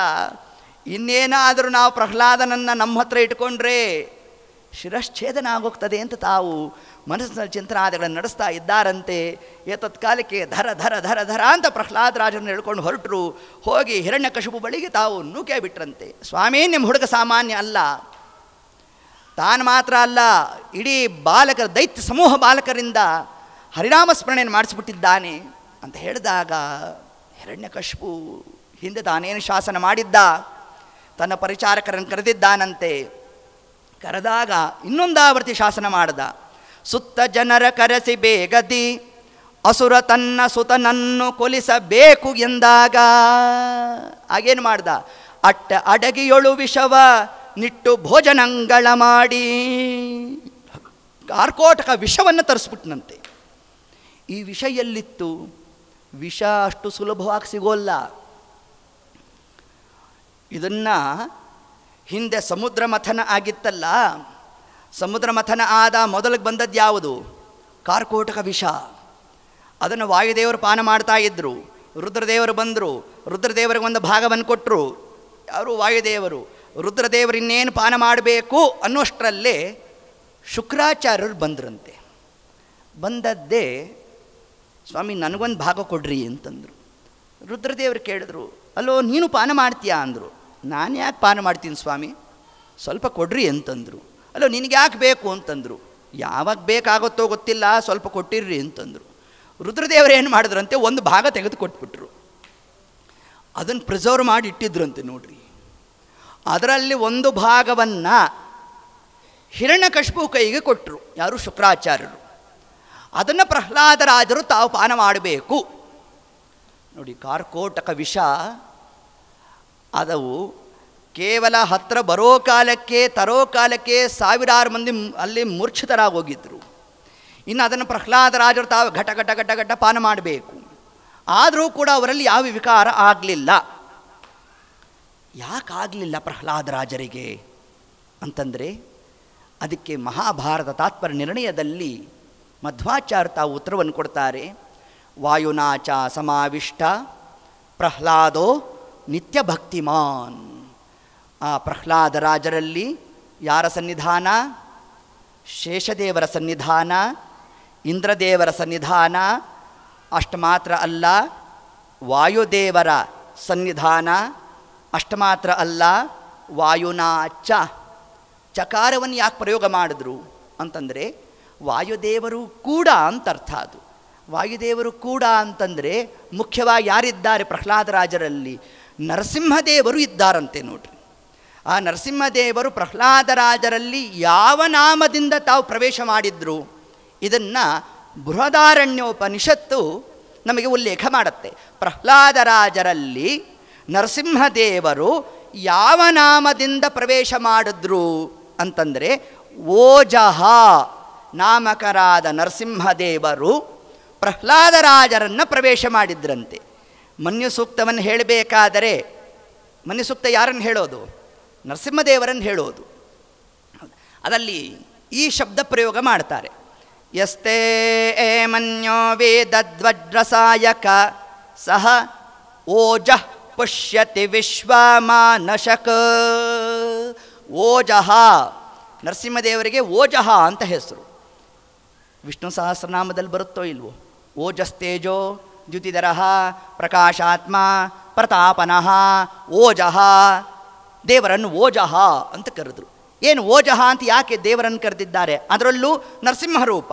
ನರಸಿಂಹರೂಪವನ್ನು ಓಜಃ ಅಂತ ಯಾಕೆ ಕರೆದ್ರು ಅಂತಂದರೆ ಸಮಸ್ತವಾದ ದುಷ್ಟಶಕ್ತಿಯನ್ನು ನಿಗ್ರಹ ಮಾಡ್ತಕ್ಕಂತಹ ಸಾಮರ್ಥ್ಯ ಇರೋದು ಯಾರಲ್ಲೋ ಆ ಪರಮಾತ್ಮನನ್ನೇ ಓಜಃ ಅಂತ ಕರೆದಿದ್ದಾರೆ.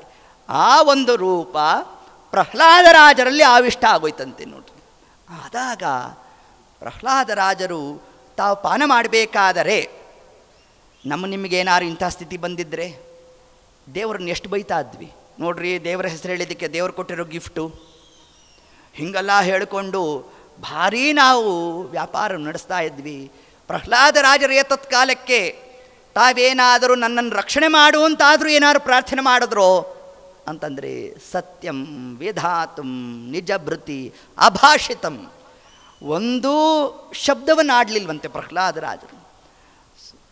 ಹಾಗಾದ್ರೆ ಏನು ಮಾಡಿದ್ರು ಅಂತಂದರೆ ನೋಡ್ರಿ, ಪ್ರಹ್ಲಾದರಾಜರ ಚಿಂತನಾ ಕ್ರಮ ಹೇಗಿದೆ ಅಂತಂದರೆ ಈ ವಿಷಾದಿಗಳೆಲ್ಲ ಇರೋದು ಎಲ್ಲಿ? ಸರ್ಪದಲ್ಲೇ ವಿಷ ಇರುತ್ತಂತೆ. ಸರ್ಪದಲ್ಲೇ ವಿಷ ಇದ್ದರೂ ಸರ್ಪಕ್ಕೆ ಅದು ಬಾಧಕ ಆಗೋಲ್ಲ. ಆ ಧಾರಣಾಶಕ್ತಿ ಕೊಟ್ಟವ ಯಾರು? ಆ ಭಗವದ್ ರೂಪವನ್ನು, ಅಂದರೆ ಸರ್ಪದಲ್ಲಿ ದೇವರು ಯಾವ ರೂಪದಿಂದ ಇದ್ದಾನೋ ಆ ರೂಪ ಪ್ರಹ್ಲಾದರಾಜರಲ್ಲಿ ಬಂದ್ಬಿಡ್ತಂತೆ ನೋಡ್ರಿ ಈ ತತ್ಕಾಲಕ್ಕೆ. ಆಗ ತಾವು ವಿಷವನ್ನು ಪಾನ ಮಾಡೋಣ. ವಿಷಪಾನ ಮಾಡಿದರೂ ಕೂಡ ಕಿಂಚಿತ್ತು ಅವರಿಗೆ ವಿಕಾರಾದಿಗಳು ಆಗಲಿಲ್ಲ. ಇಷ್ಟನಾಯಿತು. ಆಶ್ಚರ್ಯ ಆಗೋಯ್ತು ಹಿರಣ್ಯಕಶಿಪುವಿಗೆ. ಅಲ್ಲ, ಮೃತ್ಯುರ್ಮಾಭೂತ್ ಅಂತ ನನ್ನ ಬಗ್ಗೆ ಕೇಳ್ಕೊಂಡಿದ್ದು ಈ ಬ್ರಹ್ಮದೇವರು ನನ್ನ ಮಗನಿಗೇನಾರು ಸ್ಯಾಂಕ್ಷನ್ ಮಾಡಿಬಿಟ್ಟೋ ಏನೋ ಅಂತ ಹಿಂಗೆ ಪ್ರಶ್ನೆ ಆಗೋಯ್ತಂತೆ ನೋಡ್ರಿ. ಯಾಕೆಂದರೆ ಆ ಬೆಟ್ಟದಿಂದ ತಳ್ಳಬೇಕು, ತಳ್ಳೋದ್ರೂ ಕೂಡ ಕಿಂಚಿತ್ ವಿಕಾರ ಆಗಲಿಲ್ಲ. ಮತ್ತು ಅಗ್ನಿಯಲ್ಲಿ ದಹನ ಮಾಡಿಸ್ಬೇಕು, ಆಗಲೂ ಕೂಡ ಪ್ರಹ್ಲಾದರಾಜರಿಗೆ ಯಾವ ವಿಧವಾದಂತಹ ದುಃಖಾದಿಗಳಾಗಲಿಲ್ಲ. ಹುಲಿ ಬೋನಲ್ಲಿ ಹಾಕಬೇಕು, ಆಗಲೂ ದುಃಖಾದಿಗಳಾಗಲಿಲ್ಲ. ಕೊನೆಯದಾಗಿ ಹಿರಣ್ಯಕಶಿಪು ತಾನೇನು ಮಾಡ್ದ? ಕಿಂಬಲಾತ್ಯಗಾಹ, ಯಾರೋ ನಿನಗಿಂತಹ ಬಲ ಕೊಟ್ಟವನು ಅಂತ ಪ್ರಹ್ಲಾದರಾಜರನ್ನು ಹಿರಣ್ಯಕಶಿಪು ತಾನು ಪ್ರಶ್ನೆ ಮಾಡ್ತಾ ಇದ್ದಾನೆ.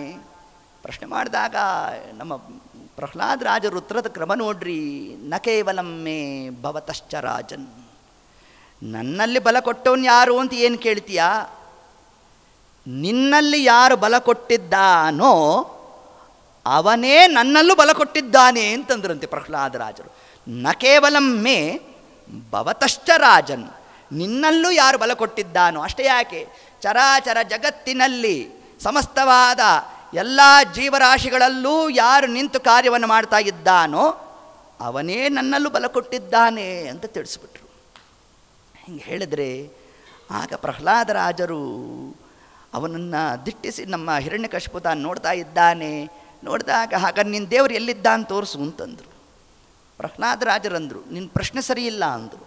ಅಲ್ಲ, ದೇವರು ಎಲ್ಲಿದ್ದಾನೆ ಅಂತಂದರೆ ಪ್ರಶ್ನೆ ಯಾಕ್ರಿ ಸರಿ ಇಲ್ಲ ಅಂತಂದರೆ, ನೋಡಿ ಪ್ರಹ್ಲಾದರಾಜರ ಚಿಂತನಾಕ್ರಮ ಹೇಗಿದೆ ಅಂತಂದರೆ, ದೇವರು ಇಲ್ಲಿದ್ದಾನೆ ಅಥವಾ ದೇವರು ಇಲ್ಲಿದ್ದಾನೆ ಅಂತಂದರೆ ಅಲ್ಲಿಲ್ಲ ಅಂತ ಅರ್ಥ ಆಗೋಗುತ್ತೆ. ಆದರೆ ಪರಮಾತ್ಮ ಎಲ್ಲ ಕಡೆಯಲ್ಲಿದ್ದಾನೆ. ಸರ್ವತ್ರ ಸರ್ವತ್ರ ದೇವರು ಇರಬೇಕಾದರೆ ಅಲ್ಲಿದ್ದಾನೆ ಇಲ್ಲಿದ್ದಾನೆ ಅಂತ ಏನ್ರಿ ಹೇಳೋದು? ಈಗ ಯಾರೋ ಒಬ್ಬರು ಗುರುಗಳು ಎಲ್ಲಿದ್ದಾರೆ ಅಂದರೆ ನೀವು ಇಂಥ ಕಡೆ ಇದ್ದಾರೆ ಅಂತ ಹೇಳ್ತೀರಿ, ಯಾಕೆ ಇನ್ನೊಂದು ಕಡೆ ಅವ್ರು ಇಲ್ಲ ಅಂತ ಅರ್ಥ. ಅದರಂತೆ ದೇವರು ಇಲ್ಲಿದ್ದಾನೆ ಅಂತ ನಾವು ಹೇಳಿಬಿಟ್ರೆ ದೇವರು ಅಲ್ಲಿಲ್ಲ ಅಂತ ಅರ್ಥ ಆಗೋಗುತ್ತೆ. ಆದ್ದರಿಂದ ದೇವರು ಸರ್ವತ್ರ ಇದ್ದಾನೆ ಅಂದರು ಪ್ರಹ್ಲಾದರಾಜರು. ಅಂದಾಗ ಹಿರಣ್ಯಕಶಿಪು ತಾನನ್ನಂತೆ ಕಸ್ಮಾಸ್ತಂಭೆ ನಾದೃಶ್ಯತೆ, ಎಲ್ಲೋ ಈ ಕಂಬದಲ್ಲಿ ನಿನ್ನ ದೇವರು ಕಾಣಿಸ್ತಾ ಇಲ್ವಲ್ಲ ಅಂತಂದರೆ, ಆಗ ಪ್ರಹ್ಲಾದರಾಜರಂದು ಅಂದ್ರಂತೆ ಕಸ್ಮಾಸ್ತಂಭೇನ ದೃಶ್ಯತೆ, ದೇವರ ಕಂಬದಲ್ಲೇ ಇದ್ದಾನೆ ಅಂತ ಅಂದ್ಬಿಟ್ರಂತೆ. ಇವನಿಗೆ ಬರೀ ಕಂಬ ಮಾತ್ರ ಕಾಣಿಸ್ತಾ ಇದೆ. ಪ್ರಹ್ಲಾದರಾಜರು ನೋಡಿದ್ರೆ ಅಲ್ಲಿ ದೇವರಿದ್ದಾನೆ ಅಂತ ತಾವಲ್ಲಿ ಹೇಳ್ತಾ ಇರೋಣ, ಇದು ಹೆಂಗೆ ಸಾಧ್ಯ? ಮತ್ತು ಆ ಕಂಬವನ್ನೇ ತಾನು ಯಾಕೆ ವಿಶೇಷವಾಗಿ ಅಲ್ಲಿ ಪ್ರಶ್ನೆ ಮಾಡ್ದ ಅಂತಂದರೆ, ಇದಕ್ಕೆ ಬ್ರಹ್ಮಕಾಂಡ ಗರುಡ ಪುರಾಣದಲ್ಲಿ ಉತ್ತರವನ್ನು ಕೊಡ್ತಾರೆ. ಆ ಒಂದು ಕಂಬವನ್ನು ತಾನು ಹೇಗೆ ನಿರ್ಮಾಣ ಮಾಡಿಸಿದ್ದ ಅಂತಂದರೆ, ಒಂದು ಇರುವಿ ಕೂಡ ಒಳಗಡೆ ಹೋಗಬಾರ್ದಂತೆ, ಹಂಗೆ ವಿನ್ಯಾಸ ಮಾಡಿಸ್ಬಿಟ್ಟಿದ್ದ ಅದನ್ನು, ಆ ಕಂಬವನ್ನು. ಎಷ್ಟೋ ಅವನಲ್ಲಿ ಹಿರಣ್ಯಕಶಿಪುವಿನಲ್ಲಿ ಆತ್ಮವಿಶ್ವಾಸ ಅಂತಂದರೆ ಒಂದು ಇರುವೇನೇ ಹೋಗ್ಲಿಕ್ಕೆ ಸಾಧ್ಯ ಇಲ್ಲ, ಇವನು ದೇವ್ರು ಹೆಂಗೆ ಹೋಗ್ತಾನೆ ಒಳಗಡೆಗೆ ನೋಡಿ, ಹಿಂಗೆ ಅರ್ಥ ಮಾಡಿಬಿಟ್ಟ. ಕಸ್ಮಾತ್ ಸ್ತಂಭೇ ನಾ ದೃಶ್ಯತೆ, ಎಲ್ಲೋ ಕಮದಲ್ಲಿ ಕಾಣಿಸ್ತಾ ಇಲ್ವಲ್ಲ ಅಂತ ಹೀಗಂದರೆ ಪ್ರಹ್ಲಾದರಾಜರಂದರು ಸ್ತಂಭೇನ ದೃಶ್ಯತೆ, ದೇವರ ಕಂಬದಲ್ಲೇ ಇದ್ದಾನೆ ಅಂತ ಯಾವಾಗ ಏತತ್ ಕ್ರಮವಂತ ಆಡಿಬಿಟ್ರು ಅತ್ಯಂತ ಕ್ರುದ್ಧನಾಗೋದ ಹಿರಣ್ಯಕಶಿಪು. ಏತತ್ ಕಾಲಕ್ಕೆ ತಾನೇನು ಮಾಡ್ತಾ ಇದ್ದಾನಂತೆ, ವರಕಂಭವನ್ನು ಒದೆಯಲು ನರಹರಿಯು ಉಗ್ರ ಕೋಪವನ್ನು ತಾಳಿದ, ಕಟಕಟೆಂಬ ಧ್ವನಿಯ ಮಾಡಿ ನಖಗಳಿಂದ ಪಿಡಿದು ಒತ್ತಿ ಕರುಳ ಬಗೆದು ಮಾಲೆ ಹಾಕಿ ಕಂದ ಭಕ್ತನಪ್ಪಿಕೊಂಡ ನಾರಸಿಂಹ, ಲಕ್ಷ್ಮೀ ನಾರಸಿಂಹ, ಯೋಗ ನಾರಸಿಂಹನೆಂಬ ದೇವನು, ನಂಬಿದಂತ ನರರಿಗೆಲ್ಲ ವರವ ಕೊಡುವನು. ಸತ್ಯಂ ವಿಧಾತುಂ ನಿಜಭೃತ್ಯ ಭಾಷಿತಂ ವ್ಯಾಪ್ತಿಂಚ ಭೂತೆ ಶ್ವಕಿಲೇಶು ಚಾತ್ಮನಃ ಅದೃಶ್ಯದ ಅತ್ಯದ್ಭುತ ರೂಪಂ ಸ್ತಂಭೆ ಸಭಾಯಾಂ ನ ಮೃಗಂ ನ ಮಾನುಷಂ. ವರಕಂಭವನ್ನು ಒದೆಯಲು ನರಹರಿಯು ಉಗ್ರಕೋಪವನ್ನು ತಾಳಿದ. ಹೀಗೆ ಪರಮಾತ್ಮ ದೇದೀಪ್ಯಮಾನವಾಗಿರ್ತಕ್ಕಂತಹ ನ ಮೃಗಂ ನ ಮಾನುಷಂ, ಲೋಕ ವಿಲಕ್ಷಣವಾಗಿರ್ತಕ್ಕಂತಹ ಪರಮಾತ್ಮ ಒಂದು ರೂಪವನ್ನು ತಾನು ಧಾರಣೆ ಮಾಡಿದ್ದಾನಂತೆ. ಅದು ಹೇಗೆ ತಾ ರೂಪ? ಮನುಷ್ಯ ರೂಪವೂ ಅಲ್ಲ, ಮೃಗದ ರೂಪವೂ ಅಲ್ಲ. ಯಾವ ರೂಪ ಅದು? ನಾರಸಿಂಹ ರೂಪ. ಸಿಂಹದ ಮುಖ, ಮನುಷ್ಯನ ಶರೀರ. ಪರಮಾತ್ಮ ತಾನು ಧಾರಣೆ ಮಾಡ್ದ. ಯಾವಾಗ ಆ ಕಂಬವನ್ನು ತಾನು ಅತಿ ಬಲೇನ ತತಾಡ, ಅತಿ ಒಂದು ಮುಷ್ಟಿ ಪ್ರಹಾರವನ್ನು ತಾನು ಮಾಡಿಬಿಟ್ಟ. ಮಾಡಿದಾಗ ಕಂಬ ಏನು ಸೀಳ್ತಲ್ಲ, ಆ ಶಬ್ದಕ್ಕೆ ಹಿರಣ್ಯಕಶಿಪು ತಾನು ಮೃತನಾಗಬೇಕಾಗಿತ್ತಂತೆ. ನಮ್ಮ ದೇವರು ಹಂಗೆ ಮಾಡಲಿಲ್ಲ. ಯಾಕೆ ಮಾಡಲಿಲ್ಲ ಹಾಗೆ? ಸತ್ಯಂ ವಿಧಾತುಂ ನಿಜಭೃತ್ಯ ಭಾಷಿತಂ. ಪ್ರಹ್ಲಾದರಾಜರು ಅಷ್ಟೊತ್ತಿಗೆ ನರಸಿಂಹದೇವರು ಅಂದ್ರಂತೆ, ಬ್ರಹ್ಮದೇವರ ಮಾತು ಕೊಟ್ಬಿಟ್ಟಿದ್ದಾರಪ್ಪ, ಮನೆ ಒಳಗಡೆ ಇವನು ಸಾಯಬಾರ್ದು ಅಂತ. ನಾನೇನಾರು ಈಗ ಶಬ್ದ ಮುಖೇನ ಅವನನ್ನು ಸಂಹಾರ ಮಾಡಿಬಿಟ್ರೆ ಮನೆ ಒಳಗಡೆ ಸತ್ತು ಹೋಗ್ತಾನೆ. ಬ್ರಹ್ಮದೇವರ ಮಾತು ಹುಸಿಯಾಗತ್ತೆ, ಆದ್ದರಿಂದ ಹಂಗವನ್ನು ಸಂಹಾರ ಮಾಡೋಲ್ಲ. ಹಿರಣ್ಯಕಶಿಪು ನೋಡ್ದ, ಚೀಟಿ ಎಲ್ಲ ಇಲ್ಲೇ ಇಟ್ಕೊಂಡಿದ್ದಂತೆ, ಎಲ್ಲ ತೆಕ್ಕೊಂಡ. ಏನೇನು ಪಟ್ಟಿಯಲ್ಲಿತ್ತು ಎಲ್ಲ ನೋಡ್ದ, ಮನುಷ್ಯರಿಂದ ಆಗಬಾರ್ದು, ಮೃಗಗಳಿಂದ ಆಗಬಾರ್ದು, ಇಷ್ಟೆಲ್ಲ ಅಂದ್ಕೊಂಡ. ಇದು ಮನುಷ್ಯನೂ ಅಲ್ಲ, ಮೃಗನೂ ಅಲ್ಲ, ಇದೇನು ಕಥಾ ಅಂತಲ್ಲ ತಾನು ಮನಸ್ಸಿನಲ್ಲಿ ಆಲೋಚನೆ ಮಾಡ್ದ. ಆದರೂ ಸ್ವಲ್ಪ ಧೈರ್ಯ ಬಂದೋಯ್ತು. ಮನೆ ಒಳಗಡೆ ಆಗಬಾರ್ದು, ಹೊರಗಡೆ ಆಗಬಾರ್ದು, ಇರೋದೇ ಇಷ್ಟು ಜಾಗ, ಇನ್ನು ಅಂತರಿಕ್ಷದಲ್ಲಿ ಆಗಬಾರ್ದು, ಪಾತಾಳದಲ್ಲಿ ಆಗಬಾರ್ದು, ಇನ್ನು ಇದು ಇರ್ತಕ್ಕಂಥದ್ದು ವ್ಯಾಪ್ತಿ ಇಷ್ಟೇ. ಹಾಗಾಗಿ ನನಗೆ ಮರಣ ಅಂತೂ ಬರೋಲ್ಲ ನೋಡಿ, ಹಿಂಗೆ ತಾನು ನಿರ್ಣಯ ಮಾಡಿಬಿಟ್ಟನಂತೆ. ಹಿಂಗೆ ಮಾಡ್ತಾ ಇಷ್ಟೊತ್ತಿಗಾಗಲೇ ನರಸಿಂಹದೇವರು ಬೃಹದಾಕಾರವಾಗಿರ್ತಕ್ಕಂತಹ ರೂಪವನ್ನು ಪರಮಾತ್ಮ ತಾನು ಪ್ರಕಟ ಮಾಡಿಬಿಟ್ಟಿದ್ದಾನೆ. ತತ್ಕಾಲಕ್ಕೆ ಒಂದೊಂದು ಹೆಜ್ಜೆಯನ್ನು ನಮ್ಮ ದೇವರು ಇಡ್ತಾ ಇದ್ದಾನೆ ಅಂತಂದರೆ, ಪ್ರಳಯ ಕಾಲದಲ್ಲಿ ಸಮುದ್ರಾದಿಗಳು ಏಕಕಾಲಕ್ಕೆ ತಾವು ಹೇಗೆ ಚಿಮ್ಮಿದ್ರೆ ಆ ಒಂದು ಕ್ರಮಾದಿಗಳು ಬರಬೇಕು, ಅಷ್ಟು ಕ್ರಮವನ್ನು ಪರಮಾತ್ಮ ಒಂದೊಂದು ಹೆಜ್ಜೆ ನೀಡೋ ಕಾಲಕ್ಕೆ ಹಂಗಾಗ್ತಾ ಇತ್ತಂತೆ ನೋಡ್ರಿ. ಒಂದಾವರ್ತ ನರಸಿಂಹದೇವರೇನು ಮಾಡಿದ್ರಂತೆ, ಅವರ ಕೇಸರವನ್ನು, ಅವರ ಕೂದಲನ್ನು ನಿಮರಿಸಿದ್ರಂತೆ ನರಸಿಂಹದೇವರು. ಹೀಗಂದರೆ ನಭೋಮಂಡಲದಾಚೆ ಇರತಕ್ಕಂತಹ ಯಾವ ನಮ್ಮ ಸತ್ಯಲೋಕದಲ್ಲಿರೋ ಬ್ರಹ್ಮದೇವರ ಸಿಂಹಾಸನ ಅಲ್ಲಾಡ್ತಂತೆ ಒಂದಾವರ್ತಿ. ಇಷ್ಟು ವ್ಯಾಪಾರವನ್ನು ನರಸಿಂಹದೇವರು ತಾವು ತೋರ್ತಾ ಇರಬೇಕು. ಒಂದೊಂದು ಹೆಜ್ಜೆಯನ್ನು ಪರಮಾತ್ಮ ತಾನು ಇಡಬೇಕಾದ್ರೆ ಹೇಗಿತ್ತು ಆ ಕ್ರಮ, ಅದನ್ನು ನಮಗೆ ತಿಳಿಸ್ತಾರೆ. ಭೋಖಂಡಂ ವಾರನಾಂಡಂ ಪರವರ ವಿರಟಂ ಡಂಪಡಂ ಪೋರುಡಂಪಂ ಡಿಂ ಡಿಂ ಡಿಂ ಡಿಂ ಡಡಿಂಬಂ ದಹಮಪಿ ದಹಮೈರ್ ಝಂಪ ಝಂಪೈಶ್ಚ ಝಂಪೈ ತುಲ್ಯಾಸ್ತುಲ್ಯಾಸ್ತು ತುಲ್ಯಾಃ ಧುಮ ಧುಮ ಧುಮಕೈ ಕುಂಕುಮಾಂಕೈ ಕುಮಾಂಕೈಃ ಏತತ್ತೇ ಪೂರ್ಣಯುಕ್ತಂ ಮಹರಃ ಕರಃ ಪಾತು ಮಾಂ ನಾರಸಿಂಹ. ಸಮಸ್ತವಾದ ದೇವತೆಗಳು ಪರಮಾತ್ಮನ ಪುಷ್ಪವೃಷ್ಟಿ ಮಾಡ್ತಾ ಇದ್ದಾರಂತೆ. ಏನು ಪರಮಾತ್ಮನ ಆ ಒಂದು ವೈಭವ, ನರಸಿಂಹ ರೂಪ.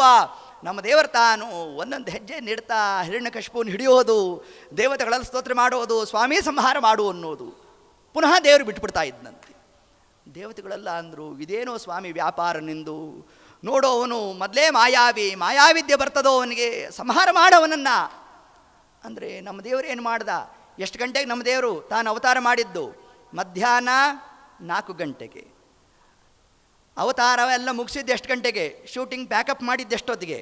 ಸಾಯಂಕಾಲ 6:30. 4 ಗಂಟೆಗೆ ಅವತಾರ, 6:30 ಅವತಾರ ಫಿನಿಶ್. ನೋಡಿ, 2.5 ತಾಸು ನಮ್ಮ ದೇವರದ ವ್ಯಾಪಾರ. ಅಷ್ಟಾದರೂ ಕೂಡ ನೀವು ಪ್ರತಿನಿತ್ಯ ಸ್ಮರಣೆ ಮಾಡ್ತಾ ಕೂತಿದ್ದೆವು ನಮ್ಮ ನರಸಿಂಹದೇವರನ್ನು. ಹೀಗೆ ಪರಮಾತ್ಮ ಮತ್ತೆ ಯಾಕೆ ಹಿಡ್ದ, ಯಾಕೆ ಬಿಟ್ಟ ಅಂತಂದರೆ, ಸತ್ಯಂ ವಿಧಾತಂ ನಿಜ ಭೃತ್ಯ ಭಾಷಿತಂ. ಬ್ರಹ್ಮದೇವರು ಮಾತು ಕೊಟ್ಬಿಟ್ಟಿದ್ದಾರೋ, ಬೆಳಗಾಗಬಾರ್ದು, ರಾತ್ರಿ ಕಾಲ ಆಗಬಾರ್ದು ಅಂತ. ಹಿರಣ್ಯಕಶಿಪುವಿಗೆ ಸಂಧ್ಯಾಕಾಲದ ಪರಿಚಯನೇ ಇರಲಿಲ್ವಂತೆ. ಅದಕ್ಕೆ ನಮ್ಮ ದೇವರು ತಾನು ಯಾವುದಕ್ಕೆ ಕಾಯ್ತಾ ಇದ್ದ? ಸಂಧ್ಯಾಕಾಲಕ್ಕೋಸ್ಕರ ನಮ್ಮ ದೇವರು ಕಾಯ್ತಾ ಇದ್ದಂತೆ ನೋಡ್ರಿ. ಅದಕ್ಕೋಸ್ಕರ ಸತ್ಯಂ ವಿಧಾತುಂ ನಿಜ ಭೃತ್ಯ ಭಾಷಿತಂ. ಆ ಬ್ರಹ್ಮದೇವರ ಮಾತೇನಿತ್ತು, ಹಿರಣ್ಯಕಶಿಪುವಿಗೆ ಬೆಳಗ್ಗೆ ಪರಿಚಯ ಇತ್ತು, ರಾತ್ರಿ ಪರಿಚಯ ಇತ್ತು, ಸಂಧ್ಯಾಕಾಲದ ಪರಿಚಯ ಇರಲಿಲ್ಲ. ಯಾಕೆ? ಸಂಧ್ಯಾ ವಂದನೆ ಮಾಡಿಲ್ಲ. ಸಂಧ್ಯಾ ವಂದನೆ ಮಾಡಬೇಕಲ್ಲ ಪ್ರತಿಯೊಬ್ಬರೂ ಕೂಡ. ಸಂಧ್ಯಾ ವಂದನೆ ಬಿಟ್ಟಿದ್ದಂತೆ ಅವನು. ಅದಕ್ಕೆ ದೇವರಂದ, ಯಾರು ಸಂಧ್ಯಾ ವಂದನೆ ಬಿಡ್ತಾರೋ ಅವರನ್ನು ಸಂಧ್ಯಾಕಾಲದಲ್ಲೇ ವಧೆ ಮಾಡ್ತೇನೆ ಎಂದ ಪರಮಾತ್ಮ. ಇಷ್ಟ ಮಾಡ್ತಾ ಯಾವಾಗ ಸಂಧ್ಯಾಕಾಲ ತಾನು ಪ್ರವೇಶ ಆಗಬೇಕು, ಇಷ್ಟೊತ್ತಿಗೆ ನರಸಿಂಹದೇವರು ತಾವೇನು ಮಾಡ್ತಾ ಇದ್ದಾರೆ? ಷೋಡಶಬಾಹು ನರಸಿಂಹದೇವರಂತೆ ನೋಡ್ರಿ. 16 ಕೈಗಳು ಪರಮಾತ್ಮನಿಗೆ. ಆ ಕಾಲಕ್ಕೆ ಅವನೊಂದು ವರ ಕೇಳ್ಕೊಂಬಿಟ್ಟಿದ್ನಲ್ಲ, ಯಾವ ಅಸ್ತ್ರಶಸ್ತ್ರಗಳಿಂದ ನನಗೆ ಮರಣ ಬರಬಾರದು ಅಂತಂದರು. ಹಸಿ ಪದಾರ್ಥದಿಂದ ಆಗಬಾರದು ಮತ್ತು ಒಣಗಿರೋ ಪದಾರ್ಥದಿಂದ ಆಗಬಾರದು. ನಮ್ಮ ದೇವರಂದ, ನಾನು ಉಗುರಿನಿಂದ ಸಂಹಾರ ಮಾಡ್ತೇನೆ ಅಂದ. ಅದು ಹಸಿ ಪದಾರ್ಥನೂ ಅಲ್ಲ, ಒಣ ಪದಾರ್ಥನೂ ಅಲ್ಲ. ಶ್ರೀಮತ್ ಕಂಠೀರವಾಸ್ಯ ಪ್ರತತ ಸುನಖರ ದಾರಿತಾರಾತಿ ದೂರ ಪ್ರಧ್ವಸ್ತಧ್ವಾಂತ ಶಾಂತ ಪ್ರವಿತತ ಮನಸ ಭಾವಿತ ನಾಕಿರುಂದೈ. ಹಿಂಗೆ ಮಾಡ್ದ ಪರಮಾತ್ಮ. ತಾನೇನು ಮಾಡ್ದ? ಹಿರಣ್ಯಕಶಿಪುವನ್ನು ಕರ್ಕೊಂಡು ಹೋಗಿ ಆ ಹೊಸ್ತಿಲ ಮೇಲೆ ಕೂಡಿಸ್ಕೊಂಬಿಟ್ನಂತೆ. ಅದು ಮನೆ ಒಳಗಡೆನೂ ಅಲ್ಲ, ಹೊರಭಾಗನೂ ಅಲ್ಲ, ಅಂತರಿಕ್ಷನೂ ಅಲ್ಲ, ಪಾತಾಳನೂ ಅಲ್ಲ. ಅದಕ್ಕೆ ಹೊಸ್ತಿಲನ್ನು ತುಳಿಬಾರದು. ಯಾಕೆ ತುಳಿಬಾರ್ದು? ನರಸಿಂಹದೇವರ ಸನ್ನಿಧಾನ ಅದು. ಅದಕ್ಕಾಗದಂತ ತುಳಿಬಾರ್ದಂತೆ ನಾವು. ಅದಕ್ಕೆ ನಮ್ಮ ದೇವರಂದ, ನಾನಿರೋ ಸ್ಥಳನೇ ಮರ್ತೆ ಅಲ್ವಾ, ಅದಕ್ಕೆ ಅಲ್ಲೇ ಕೂಡಿಸ್ಕೊಂಡು ನಿನ್ನನ್ನು ಸಂಹಾರ ಮಾಡ್ತೇನೆ ಅಂತ ಪರಮಾತ್ಮ ಏನು ಮಾಡಿದ್ದಾನಂತೆ. ಆ ಒಂದು ಹೊಸ್ತಲ ಮೇಲೆ ಅವನನ್ನು ಕೂಡಿಸ್ಕೋಬೇಕು. ಕೂಡಿಸ್ಕೊಂಡಾಗ ಪರಮಾತ್ಮ ತನ್ನ ನಖಗಳಿಂದ ಭೋ ಬೃದ್ ಭುಜಂಗಂ ಪ್ರಲಯರವರಂ ಪರ್ಜ್ವಲಜ್ವಾಲಮಾಲಂ ಕರ್ಜರ್ಜಂ ಕರ್ಜದುರ್ಜಂ ಕಕಚಕಚಕಚಿತ್ ಕರ್ಜದುರ್ಜರ್ಜಯಂತಂ ಭೋಭಾಗಂ ಭೋಗಭಾಗಂ ಗಗಗಗಗಗನಂ ಗರ್ದಮತ್ಯುಗ್ರಗಂಡಂ ಸ್ವಚ್ಛಂ ಪುಚ್ಛಂ ಸ್ವಗಚ್ಛಂ ಸ್ವಜನಜನನುತಃ ಪಾತು ಮಾಂ ನಾರಸಿಂಹ. ಹೀಗೆ ಪರಮಾತ್ಮ ತಾನೇನು ಮಾಡಿದ್ದಾನೆ, ಆ ಹಿರಣ್ಯಕಶಿಪುವನ್ನು ತನ್ನ ತೊಡೆ ಮೇಲೆ ಹಾಕೊಂಬಿಟ್ಟಂತೆ ನಮ್ಮ ದೇವರು. ಗಗಗಗಗನಂ ಗರ್ದಮುಕ್ತರ್ಗಂಡಂ, ಅವನ ಉದರವನ್ನು ಸೀಳ್ಬಿಟ್ಟ ಪರಮಾತ್ಮ. ಸೀಳಿದ್ದು ಅಷ್ಟೇ ಮಾತ್ರ ಮಾಡಲಿಲ್ಲ, ಅವನ ಕರಳನ್ನು ತಗೊಂಡು ತನ್ನ ಕೊರಳಿಗೆ ಮಾಲೆ ಮಾಡ್ಕೊಂಬಿಟ್ನಂತೆ. ಬ್ರಹ್ಮದೇವರು ಅಲ್ಲೇ ನಿಂತಿದ್ದರು. ದೇವರನ್ನು ಕೇಳಿದ್ರು, ಇದು ಯಾಕೆ ಮಾಡಿದ್ಯಪ್ಪ ಅಂದರು. ಇದು ಯಾಕೋ, ಇದಿನ್ಯಾಕೆ ಮಾಲೆ ಮಾಡಿಕೊಂಡೆ ಅಂದರೆ ನಮ್ಮ ದೇವರನ್ನಂತೆ, ಏನಿಲ್ಲ ಪ್ರಹ್ಲಾದ ರಾಜರಂತ ಕರಳು ಕುಡಿ ಕೊಟ್ಟಿದ್ದಾನಲ್ಲ, ಅದಕ್ಕೆ ಅವನ ಕರಳನ್ನು ಮಾಲೆ ಮಾಡ್ಕೊಂಬಿಟ್ಟೆ ಎಂದಂತೆ ನಮ್ಮ ದೇವರು. ನೋಡ್ರಿ, ಇಷ್ಟೆಲ್ಲ ಮಾಡಿದ ಮೇಲೆ ಏನಾದ್ರು ಸುಮ್ಮನಾದ್ನ ನಮ್ಮ ನರಸಿಂಹದೇವರು? ಸುಮ್ಮನಾಗಲೇ ಇಲ್ಲ, ಅವನ ಉದರವನ್ನೆಲ್ಲ ಗಡಬಳಿಸಿದ್ನಂತೆ, ದೇವರು ಹುಡುಕದ್ನಂತೆ. ಬ್ರಹ್ಮದೇವರು ಕೇಳಿದ್ರು, ಏನು ಹುಡುಕ್ತಿದ್ಯಪ್ಪ ಅಂತಂದರೆ, ಆಗ ನಮ್ಮ ದೇವರನ್ನಂತೆ ಪ್ರಹ್ಲಾದ ರಾಜರಂಥ ರತ್ನಗಳನ್ನು ಇನ್ನೆಷ್ಟು ಇಟ್ಕೊಂಡಿದ್ದಾನೋ ಅಂತ ಹುಡುಕ್ತಾ ಇದ್ದೇನೆ ಎಂದಂತೆ ನಮ್ಮ ಸ್ವಾಮಿ. ನೋಡ್ರಿ, ಎತ್ತೊತ್ತು ಕಾಲಕ್ಕೆ ಇಷ್ಟೆಲ್ಲ ಮಾಡ್ದ, ಅವನ ಉದರವನ್ನು ಸೀಳ್ಬಿಟ್ಟಿದ್ದಾನೆ. ಇದೆಲ್ಲ ಆದರೂ ಕೂಡ ಪರಮಾತ್ಮ ಇನ್ನೂ ಶಾಂತನಾಗಲೇ ಇಲ್ಲ. ಬ್ರಹ್ಮದೇವ್ರಿಗಿದೆ ತಲೆ ಬಿಸಿ ಆಗೋಯಿತು. ಅಲ್ಲ, ಹಿರಣ್ಯಕಶಿಪುದು ಉಪಟಳ ಆಯಿತು, ಇದೆಲ್ಲ ಶಾಂತ ಆಯಿತು ಅಂತಂದರೆ ನರಸಿಂಹದೇವರು ಮಾತ್ರ ಹೆಂಗಿದ್ದ, ಉಗ್ರ ನರಸಿಂಹ ಆಗೋದ್ನಂತೆ. ನೋಡ್ರಿ ನಮ್ಮ ಪರಮಾತ್ಮ ಇವತ್ತಿಗೂ ಕೂಡ ನರಸಿಂಹದೇವರ ಕರಾಳ ವದನ, ನರಸಿಂಹದೇವರ ಶಾಲಗ್ರಾಮ ಗೃಹಸ್ಥರು ಪೂಜೆ ಮಾಡಲಿಕ್ಕೆ ಇಲ್ಲ, ಅದು ಅಷ್ಟು ಉಗ್ರ ರೂಪ ಅದು ಪರಮಾತ್ಮಂದು. ಹಿಂಗಿರಬೇಕಾದ್ರೆ ಸಾಮಾನ್ಯ ನರಸಿಂಹ ಶಾಲಗ್ರಾಮ ಇಟ್ಕೋಬೋದು, ಕರಾಳ ವದನ ನರಸಿಂಹ ಶಾಲಗ್ರಾಮ ಮನೇಲಿ ಇಟ್ಕೊಳ್ಳಿಕ್ಕಿಲ್ಲ. ಯತಿಗಳು ಸನ್ಯಾಸಿಗಳು ಮಾತ್ರ ಪೂಜೆ ಮಾಡಬೇಕು ಅದನ್ನು. ಇಷ್ಟ ಆಯಿತು. ಆದಾಗ ಈ ನಮ್ಮ ನರಸಿಂಹದೇವರನ್ನು ಶಾಂತ ಮಾಡಲಿಕ್ಕೆ ಯಕ್ಷರರು, ಕಿನ್ನರರು, ಕಿಂಪುರುಷರು, ಸಿದ್ಧರು, ಸಾಧ್ಯರು ಯಾರ್ಯಾರಿದ್ದಾರೆ ಅವರೆಲ್ಲರೂ ಕೂಡ ಬಂದರು. ಸ್ವಾಮಿ ಶಾಂತನಾಗು ಅಂತ ತಾವು ಪ್ರಾರ್ಥನೆ ಮಾಡಬೇಕು.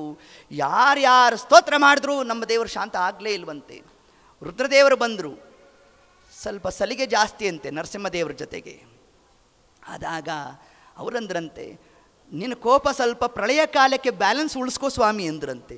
ಈಗಲೇ ಎಲ್ಲ ತೋರಿಸ್ಬಿಟ್ರೆ ಪ್ರಳಯ ಕಾಲಕ್ಕೆ ಏನು ಮಾಡ್ತೀ ಅಂದ್ರಂತೆ ನರಸಿಂಹದೇವರನ್ನು.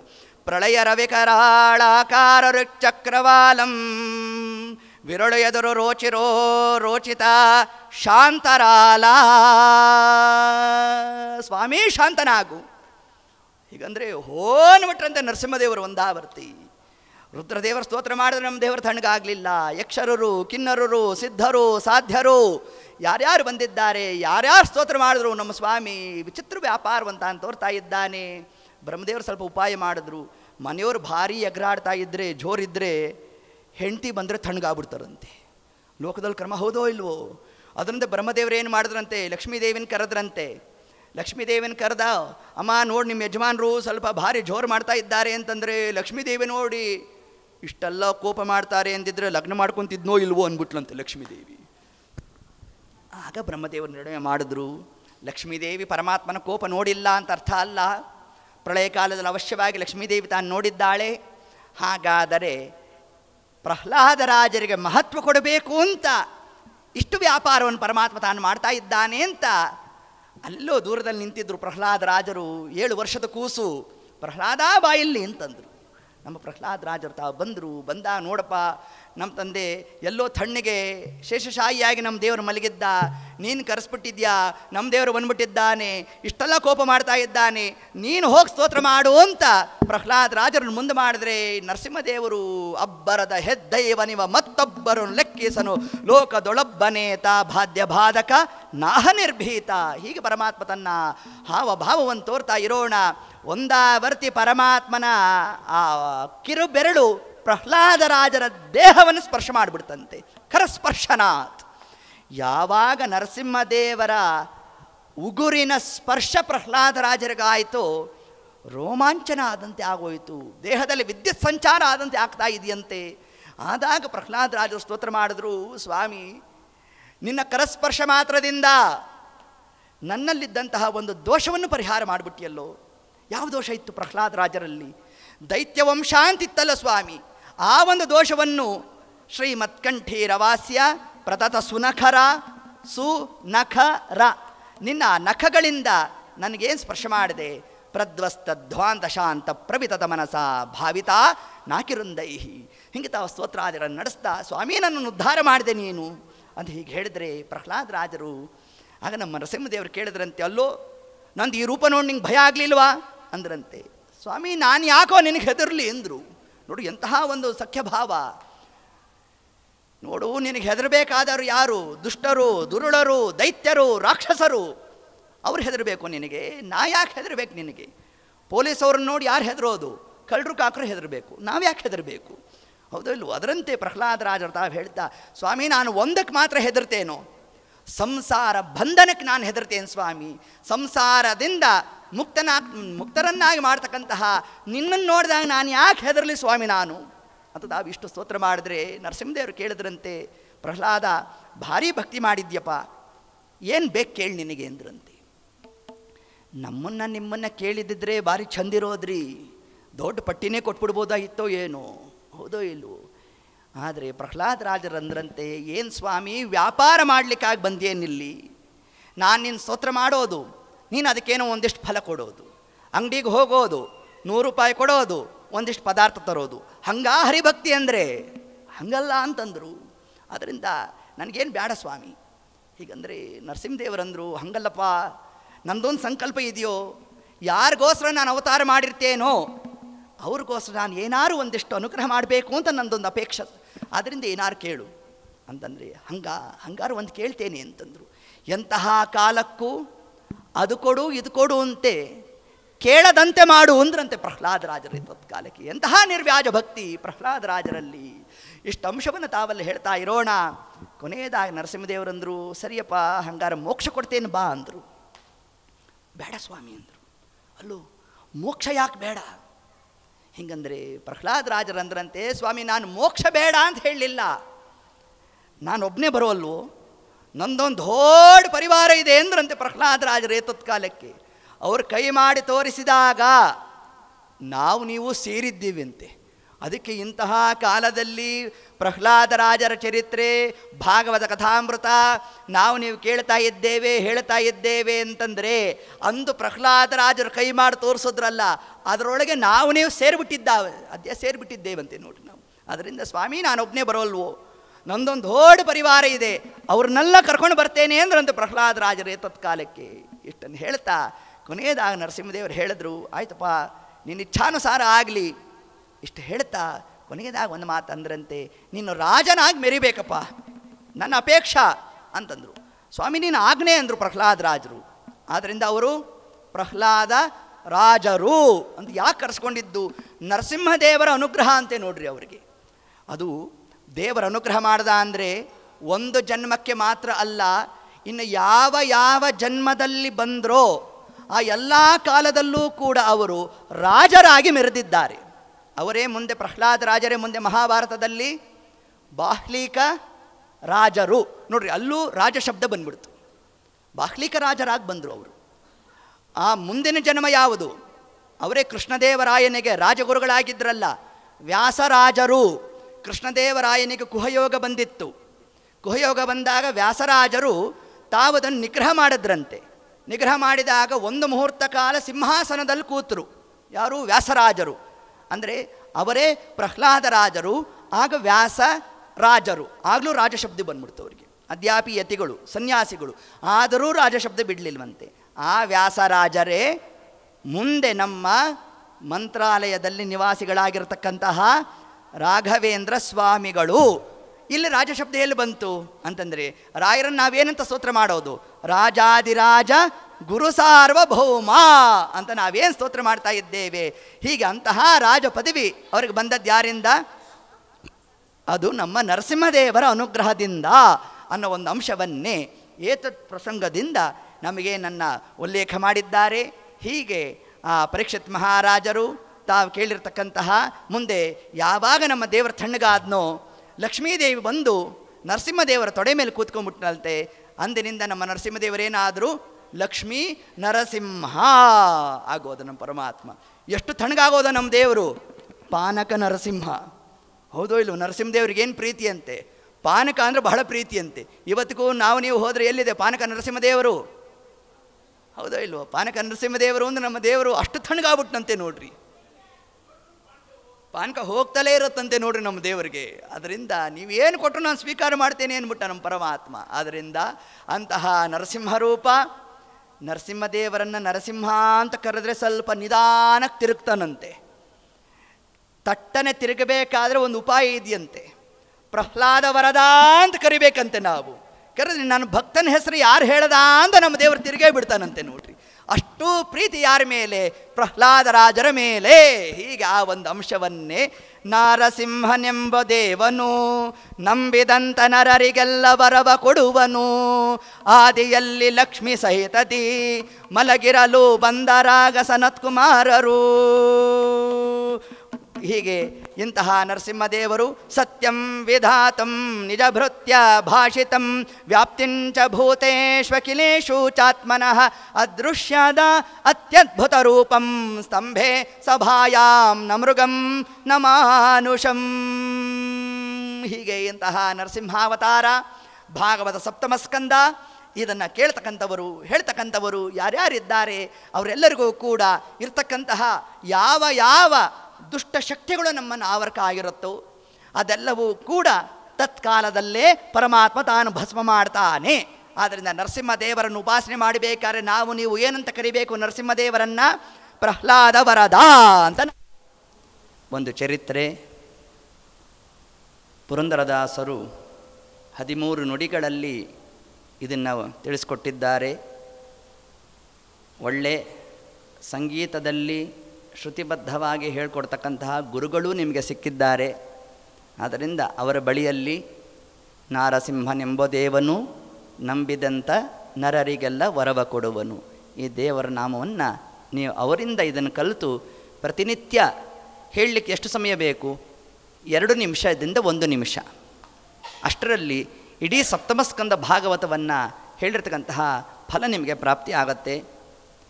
ಹೀಗೆ ಇಂತಹ ನರಸಿಂಹದೇವರ, ನರಸಿಂಹ ಅಂದರೆ ಏನರ್ಥ? ನರ ಅಂದರೆ ಜೀವರು, ಸಿಂಹ ಅಂದರೆ ಏನು? ಸಿಂಹ ಅಂದರೆ ಏನು? ಮೊಬೈಲ್ಗೆ ಹಾಕೋದೇನು? ಇದೇ ನಮ್ಮನ್ನು ಬಂಧನಕ್ಕೆ ಒಳಗೆ ಮಾಡಿರೋದು. ಹೌದೋ ಇಲ್ಲೋ? ಸಿಂಹ ಅಂದರೆ ಸಮುದ್ರ ಅಂತ ಅರ್ಥ. ನರ ಅಂದರೆ ಜೀವರು, ನರ ಸಂಬಂಧಿ ನಾರ. ಸಿಂಹ ಅಂದರೆ ಸಮುದ್ರ. ಯಾವುದು ಸಮುದ್ರ? ಸಂಸಾರವೇ ಒಂದು ಸಮುದ್ರ. ಅದನ್ನು ಸಿಂಹ ಅಂದರೆ ಹನಹಿಂಸಾಗತ್ಯೋಹೋ, ಅದನ್ನು ನಾಶ ಮಾಡ್ತಾನಂತೆ.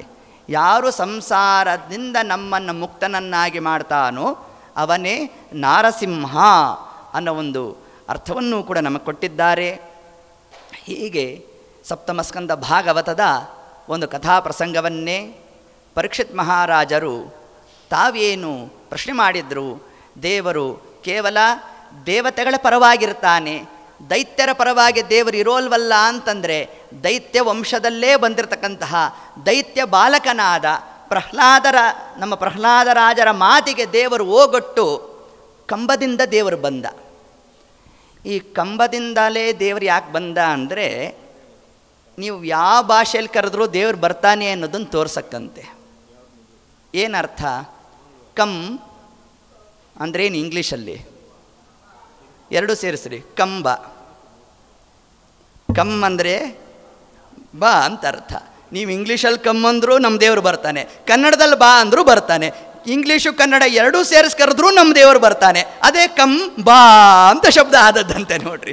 ಹೀಗೆ ಒಟ್ಟಾರೆ ನಾವು ದೇವರನ್ನು ಯಾವ ಕ್ರಮದಲ್ಲಿ ಕರೆದ್ರೂ ನಮ್ಮ ದೇವರು ಬರ್ತಾನೆ ಅನ್ನೋ ಒಂದು ಅಂಶವನ್ನೇ ನಮಗಿಲ್ಲಿ ತಿಳಿಸ್ತಾ ಇಂತಹ ಸಪ್ತಮಸ್ಕಂದ ಭಾಗವತವನ್ನು ನೀವು ಏನು ಚಿಂತನಾದಿಗಳನ್ನು ನಡೆಸಿದ್ದೇವೆ. ಇನ್ನು ಮುಂದೆ ನಾಳೆ ದಿವಸ ಭಾಗವತದ ಮಂಗಳೋತ್ಸವ, ಈ ತತ್ಕಾಲದಲ್ಲಿ ಇಡೀ ಭಾಗವತದ ಪ್ರತಿಪಾದ್ಯ ರೂಪ ಕೃಷ್ಣ ರೂಪ. ಈ ನರಸಿಂಹಾವತಾರದಲ್ಲಿ ನಮ್ಮ ದೇವರು ಭಾರೀ ಆರ್ಭಟ, ಭೋಖಂಡಂ ವಾರನಾಂಡಂ ಪರವರ ವಿರಟಂ, ಹೀಗೆ ಭಾರೀ ರೂಪವನ್ನು ತೋರ್ಬಿಟ್ನಂತೆ ನಮ್ಮ ದೇವರು. ಕೃಷ್ಣಾವತಾರದಲ್ಲಿ ಭಾರೀ ತನ್ನ ಲೀಲೆಯನ್ನು ತೋರ್ತಾ ಎಲ್ಲರಿಗೂ ಮನಸ್ಸಿಗೆ ಆಹ್ಲಾದಕರವಾಗಿ ತಾನು ಮಾಡಿರ್ತಕ್ಕಂತಹ ಆ ಒಂದು ವ್ಯಾಪಾರ, ಅದರಲ್ಲೂ ಕೂಡ ಯಾವ ಘಟ್ಟಕ್ಕೆ ನಾವು ನಿಲ್ಲಿಸಬೇಕಂತೆ ಕೃಷ್ಣ ರೂಪವನ್ನು ತಗೊಂಡು ರುಕ್ಮಿಣೀ ಕಲ್ಯಾಣದಲ್ಲಿ ನಾವು ಭಾಗವತಕ್ಕೆ ಮಂಗಳವನ್ನು ಮಾಡಬೇಕು ಅಂತ ತಿಳಿಸ್ಕೊಟ್ಟಿದ್ದಾರೆ. ಅದರಂತೆ ನಾಳೆ ದಿವಸದ ಕಥಾಪ್ರಸಂಗ ಭಾಗವತದ 7ನೇ ದಿವಸ. ಏತತ್ಕಾಲದಲ್ಲಿ ಭಾಗವತದ ಪ್ರತಿಪಾದ್ಯ ರೂಪ ಕೃಷ್ಣ ರೂಪ, ಅದರಲ್ಲೂ ಪುನಃ ಯಾವ ಘಟ್ಟಕ್ಕೆ ನಾವು ಇದನ್ನು ಮಂಗಲ ಮಾಡಬೇಕು ಅಂದರೆ ರುಕ್ಮಿಣಿ ಕಲ್ಯಾಣದಲ್ಲಿ ನಾವು ಮಂಗಲವನ್ನು ಮಾಡೋಣ ಅಂತ ಹೇಳ್ತಾ ನಾಳೆ ದಿವಸ ಕೃಷ್ಣನಿಗೂ ರುಕ್ಮಿಣೀ ದೇವಿಗೂ ಲಗ್ನದ ಒಂದು ಕಾರ್ಯ. ಆ ಲಗ್ನ ಆಗಬೇಕಾದ್ರೆ ಮೊದಲು ಕೃಷ್ಣಾವತಾರ ಆಗಬೇಕು. ಕೃಷ್ಣಾವತಾರ ಯಾಕಾಯಿತು ಇದನ್ನು ನಾವು ತಿಳ್ಕೋಬೇಕು. ಕೃಷ್ಣಾವತಾರ ಆದಮೇಲೆ ನಮ್ಮ ದೇವರು ತಾನು ನಂದಗೋಪನ ಮನೆಗೆ ಹೋದ, ಯಾಕೆ ಹೋದ ಅಂತ ತಿಳ್ಕೋಬೇಕು. ಇನ್ನು ಬೆಣ್ಣೆಯನ್ನು ಕದ್ದ, ಬೆಣ್ಣೆಯನ್ನೇ ಯಾಕೆ ಕದ್ದ ನೋಡಿ, ಇದೊಂದು ಪ್ರಶ್ನೆ. ಒಬ್ಬರ ಮನೆಗೆ ಹೋಗಿ ಕೃಷ್ಣ ಅನ್ನ ಕದ್ದ, ಎಲ್ಲರೂ ಕೇಳಿದ್ದೀರಾ? ದುಡ್ಡು ಕದ್ದ, ಎಲ್ಲರೂ ಕೇಳಿದ್ದೀರಾ? ಬೆಣ್ಣೆ ಮಾತ್ರ ಕದ್ದ. ಬೆಣ್ಣೆಯನ್ನೇ ಯಾಕೆ ಕದ್ದ? ಮಡಕೆಯನ್ನು ಯಾಕೆ ಒಡೆದ? ನೋಡಿ ಎಷ್ಟು ಕಥಾ ಇದೆ ನೋಡ್ರಿ. ಅಲ್ಲೇನೆ ಎಲ್ಲರ ಮನೆಯಲ್ಲೂ ಮಡಕೆ ಹೊಡ್ಕೊಂಬನ್ನ, ಅದು ಮಾಡಲಿಲ್ಲ. ಒಬ್ಬರ ಮನೆಯಲ್ಲಿ ಒಡೆದ, ಒಬ್ಬರ ಮನೆಯಲ್ಲಿ ಒಡಿಲಿಲ್ಲ. ಇದೊಂದು ವ್ಯಾಪಾರ ಕೃಷ್ಣಂದು. ಇಷ್ಟೆಲ್ಲ ಮಾಡಿ ಇನ್ನು ಗೋಪಿಕಾಸ್ತ್ರೀಯರ ವಸ್ತ್ರಾಪಹರಣ ಮಾಡ್ದ. ಇದು ಯಾಕೆ ಮಾಡ್ದ ಪರಮಾತ್ಮ? ಮತ್ತು ಗೋಪಿಕಾಸ್ತ್ರೀಯರೊಟ್ಟಿಗೆ ರಾಸಕ್ರೀಡೆಯನ್ನು ಪರಮಾತ್ಮ ತಾನು ತೋರ್ದ.